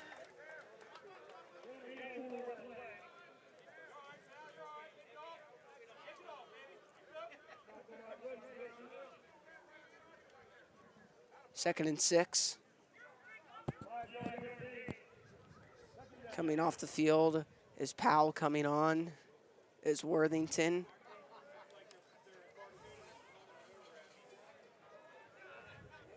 Cease will be the quarterback. A receiver left and a receiver right. Can guess it's a run, and it is Worthington. And he's hit at the line of scrimmage and fights forward for really nothing. Was hit behind it. Maybe just gets a couple feet, and it's 3rd down.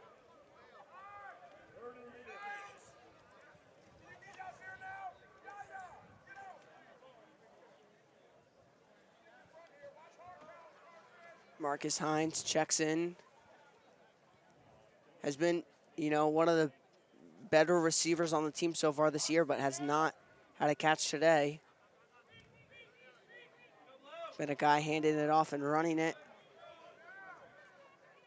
as he takes it under center. Worthington tackled down, and it'll be 4th down. And I assume that it will be a punt. But I do not see a punter coming out on the field, so Loyola going for it on 4th down and 3. Interesting choice from Coach Zayu, but this late in the game with this big of a lead, like the worst that can really happen is an interception goes to a touchdown, but that's really low chance of happening. 3 on the play clock. And we're gonna get a whistle and a timeout. Doesn't look like a hard count with that timeout. Seems like Loyola's gonna try and make a play out of this. 7:46 left in the 4th quarter.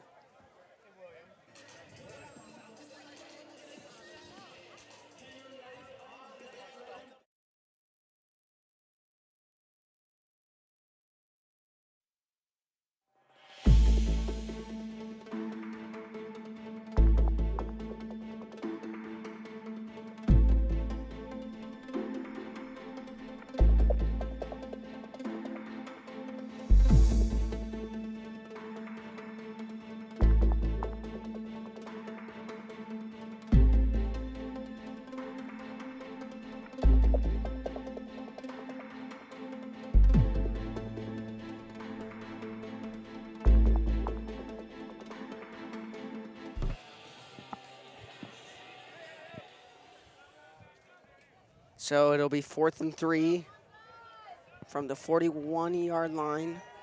Really 4th and 4.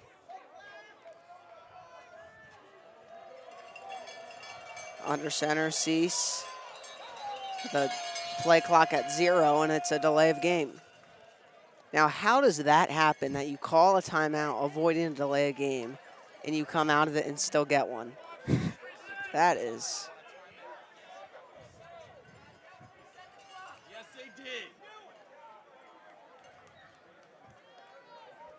And they're saying that they never reset it. The crowd is, at least.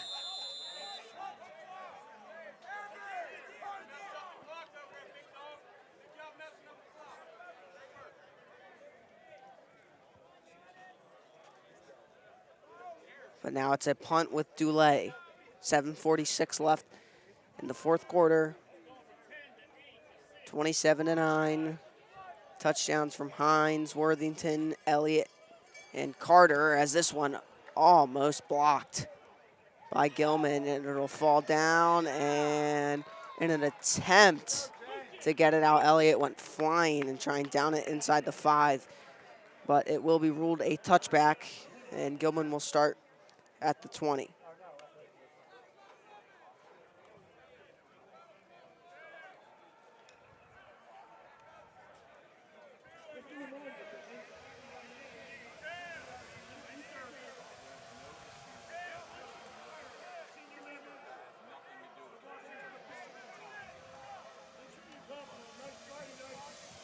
Loyola's doing great this game, and not really related, but I just want to share because I actually find this interesting.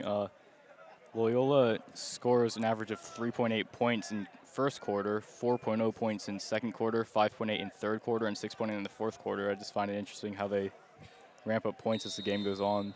Yeah, definitely a second-half team, as we've seen throughout the year.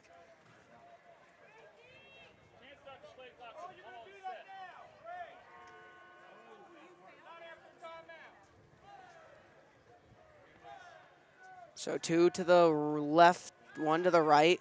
It's a play action, and the pass is complete across the middle of the field. It's Wesley Seba. Gilman moving fast. No huddle.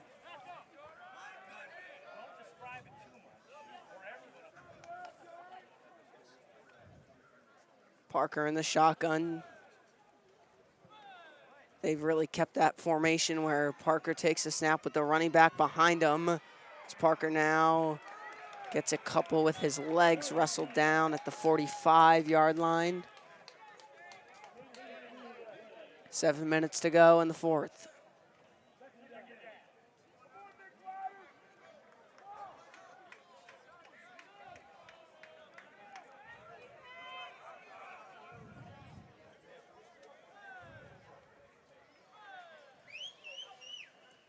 Snap is taken. The throw goes right. It is complete right at the marker. It's Morelli. It'll be 3rd down and 1.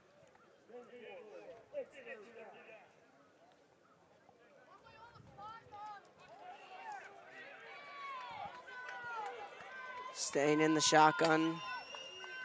Parker. And gets it to Morelli for the 1st down.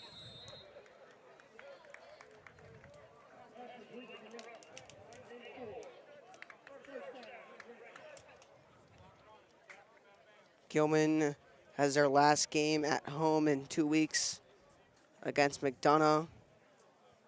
That'll be their final game of the season. And the next game for the Dons is Archbishop Spalding, who's #1 in the MIA. So that'll be a tough test on the road. As Parker goes down.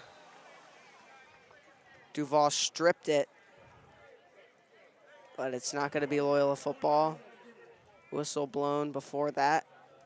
It's 2nd down.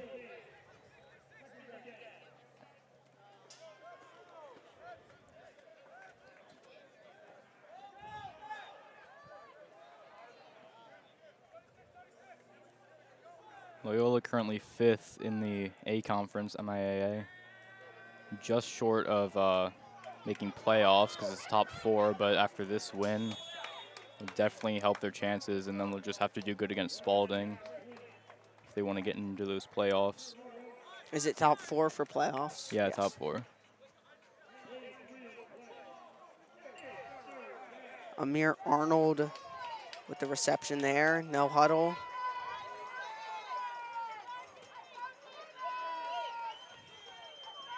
Three to the right, 1 to the left. Parker pressured by Szymanski, rolls out right. He's gonna run it, trying to get forward for the 1st, and he will. Ball pops out, but he's ruled down past the 40-yard line. And Parker definitely has ability with his legs, making another play there, as we've seen a couple throughout the game. And we have an injured Loyola player on the field. We'll take a break with 4:34 left in the 4th quarter.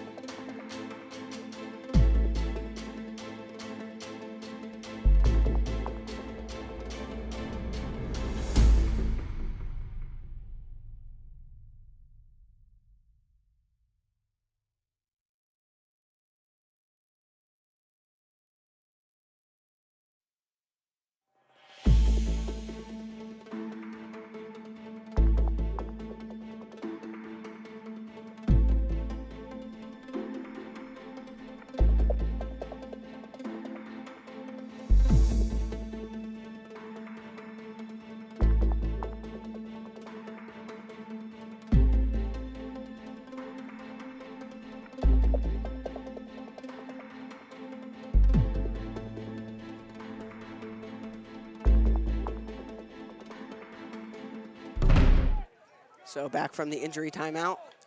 1st down and 10 for the Greyhounds.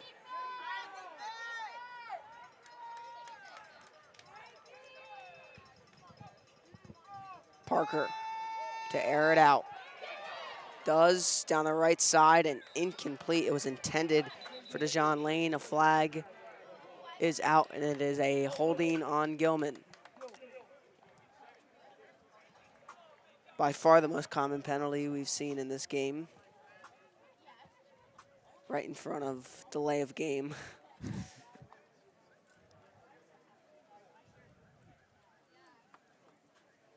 Back to my little pre-game interview with Coach Zayu.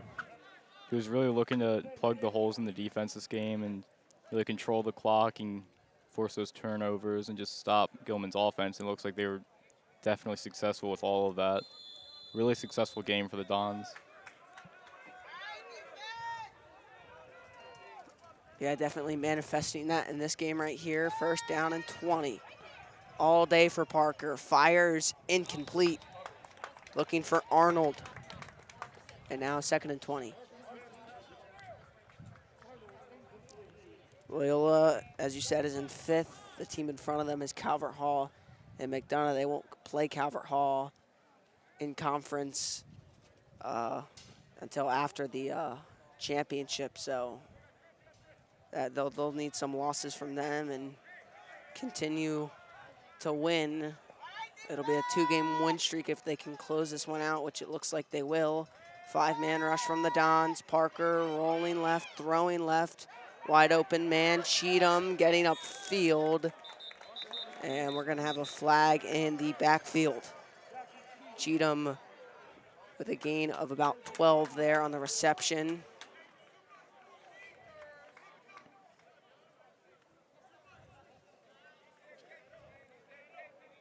Wouldn't be shocked if it's another holding. And it is. Make it 2nd and 30 now, I guess. And that's got to be the 6th or 7th one from Gilman. You know, there's sometimes it's a bad call, but if it's, you know, 6 or 7 times in a game, it seems like it's not really the refs anymore. So a mile to go now for the Greyhounds. Under 4 minutes left to go in the game. Screen pass, right side lane, out of bounds for a couple. Interesting to see screen passes when you have this far to go to get to first down.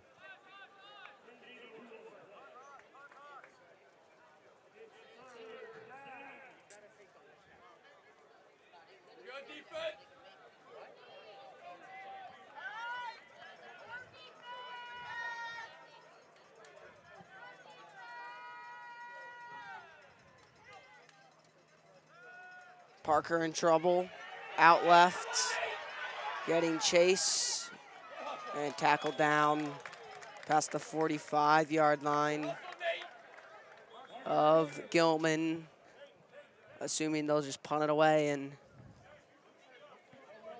we can be on our way. It's going to be a timeout from Gilman with 3:31 left in the 4th quarter. We'll be back.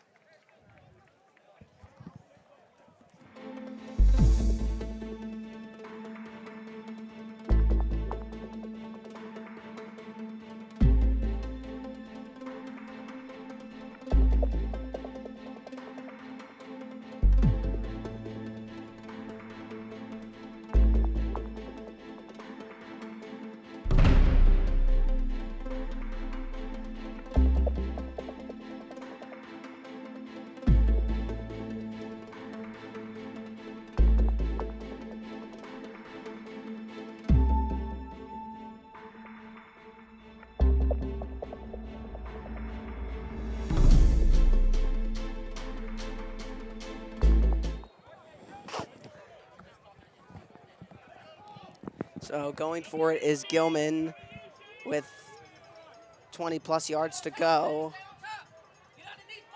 Parker gonna air one out in desperation. Jump ball, tipped around and incomplete.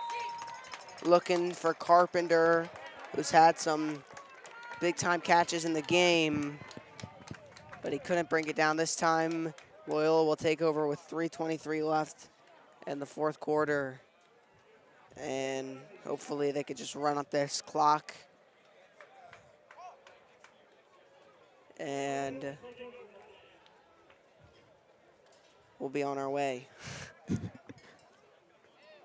After a game that has been so slow, with officials calling every flag they see and doing, you know, just not managing the game well. And for how much Loyola has moved the clock, it's disappointing how long it's taken as Worthington carries for a loss.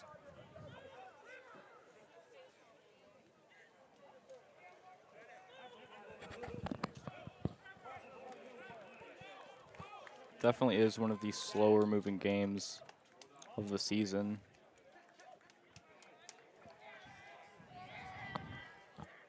Yeah. It is.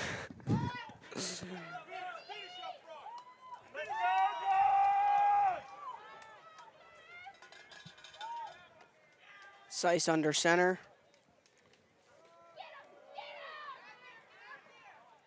Cease to Worthington, and it's a couple. And a timeout from Gilman. Little surprised they're still going for this win, it seems, considering there's less than 2 minutes and 30 seconds left, and they would need to get 3 possessions. Always good to hope, though. Yeah, I mean, it paid off for the Dons. Gilman has a lot harder, but at least paid off for the Dons against Pilati.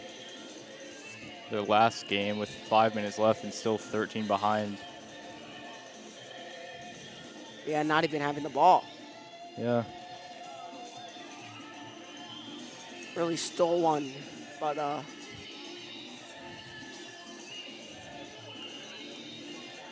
yeah, no, it's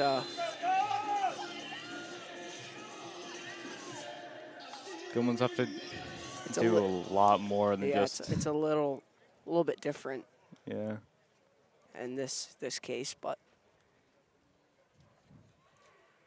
here's a fake pitch. See, he's gonna throw it, and it was intended for Hunter Solwood, the sophomore, but he dropped it, and it's 3rd and 9.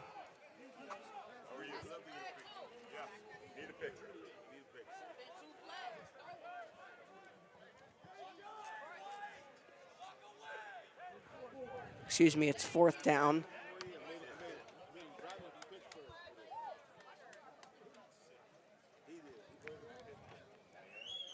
Dulé on for another punt.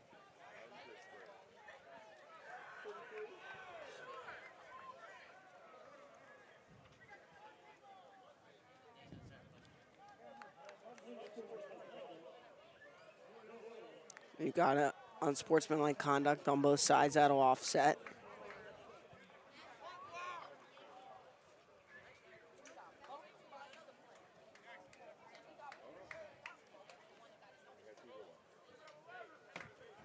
.218 to go.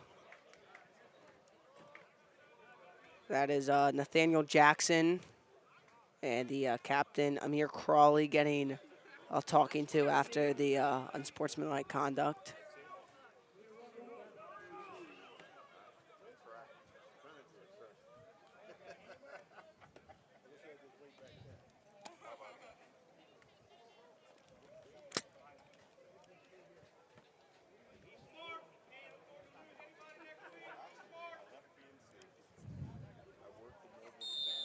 So we can finally get this punt away.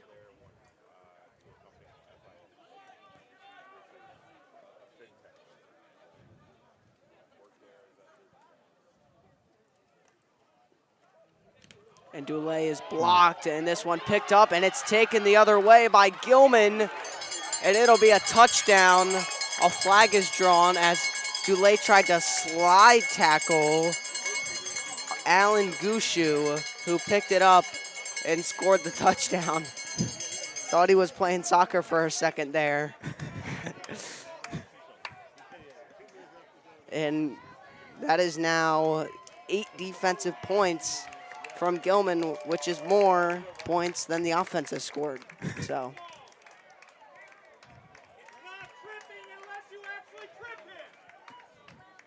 I mean, it's great to see from Gilman, though. No matter how far behind they are, they're still playing. They're still trying to prove that they're in this game, even though it's pretty much over at this point.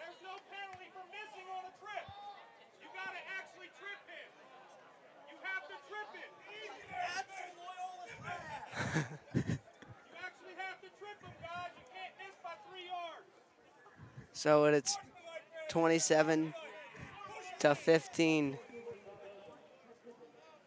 as a tripping is called on Austin Dulé. as some fans argue about what the definition of tripping is.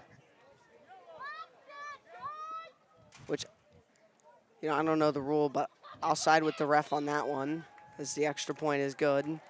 So if Gilman gets 2 onside kicks, a touchdown and a field goal, and a 2-point conversion, they can tie it.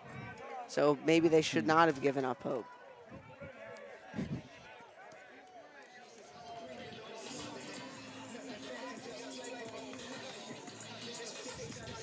I'm not sure. I believe they have 2 timeouts left.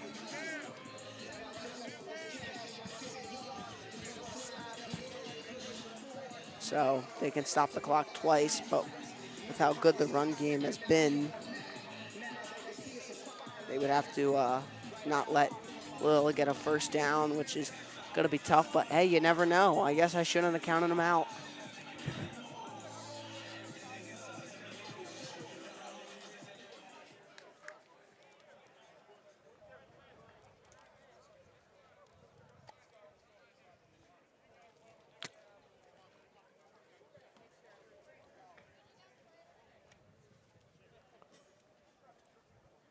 So that tripping penalty will be enforced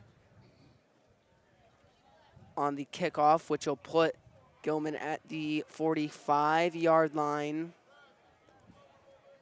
of Loyola for this onside kick attempt. It's got to go 10 yards.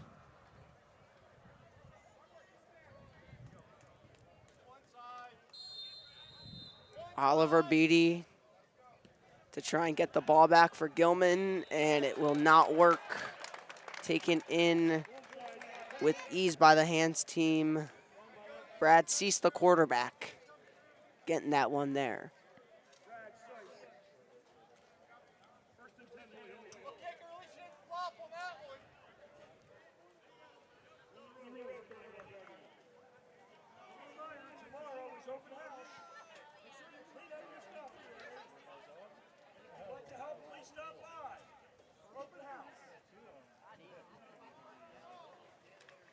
So ball at the 31-yard line.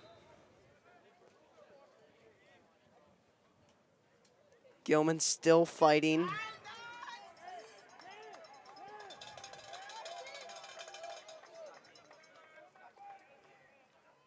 Cease under center.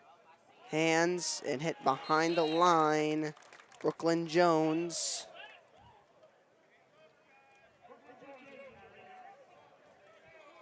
Clock running, second down.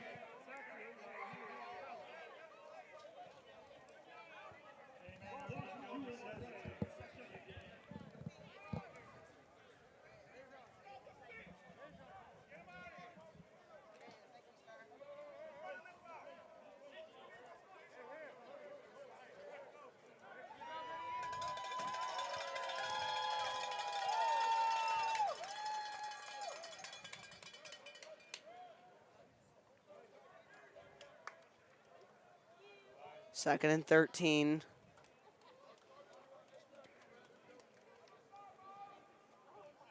Guess some issues with the clock here, not sure. Ron Jones. Slammed down by Amir Crawley.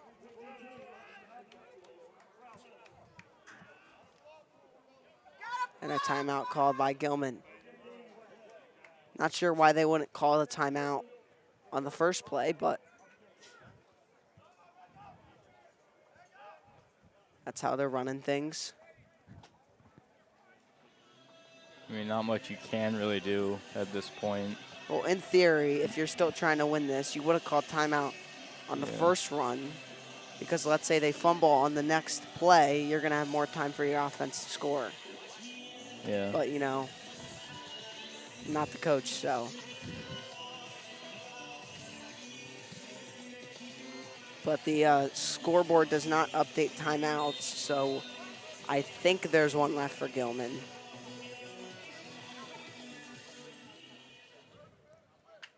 Cease comes on the field.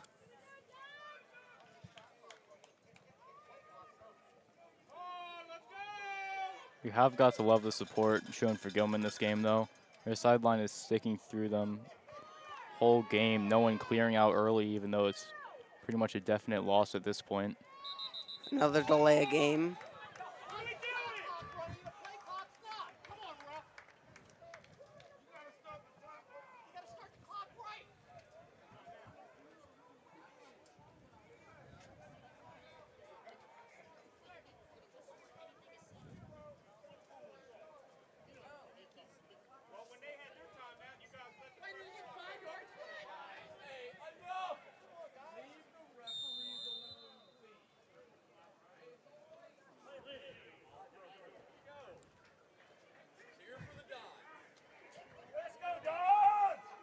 Some up, I don't even know what's going. I mean, people are upset with how the play clock runs.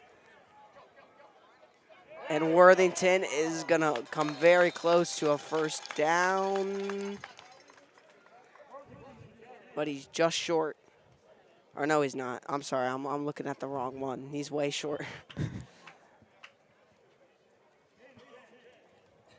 Just need to get home.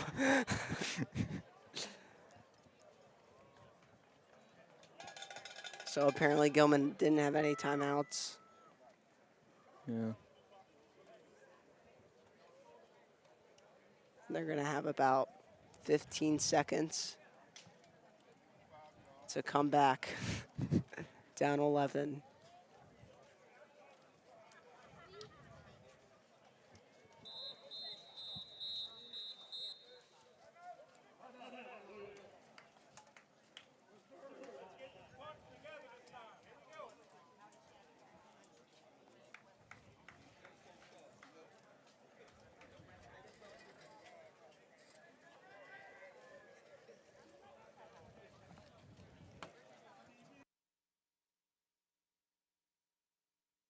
Oh, you're not.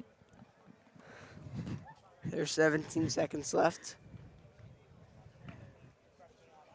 It'll be a punt from Loyola.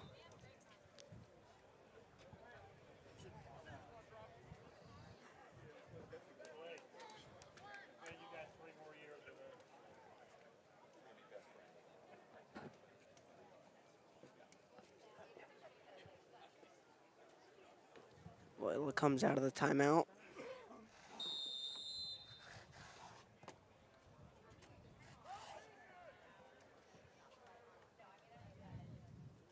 And they're going to knee it down.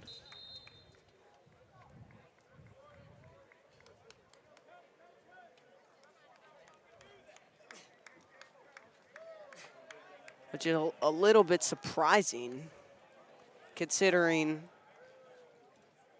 in a perfect world for Gilman, they get some yards, 10 seconds left, they kick a field goal and get an onside kick. If somehow they can all do that before 15 seconds runs out, That'll be the they'll have a comeback. Hail Mary. You know, they'll have something. Yeah. Don't know why you wouldn't just punt that away, a fear of getting blocked, but That'll be the Maybe. comeback of the century. yeah. No, I get it now. It's a Wildcat here. Carpenter taking the snap, trying to make a play and getting upfield. He's down. And no timeouts left, not a first down. And that will conclude this one. Loyola Blakefield victorious over the Gilman Greyhounds, 27-16. And Loyola improves to 3-4. Gilman falls to 3-6. For Brooks Markle, or for Cole Cross, I'm Brooks Markle. Oh, and Daniel Sessa, our cameraman. Thank you for watching.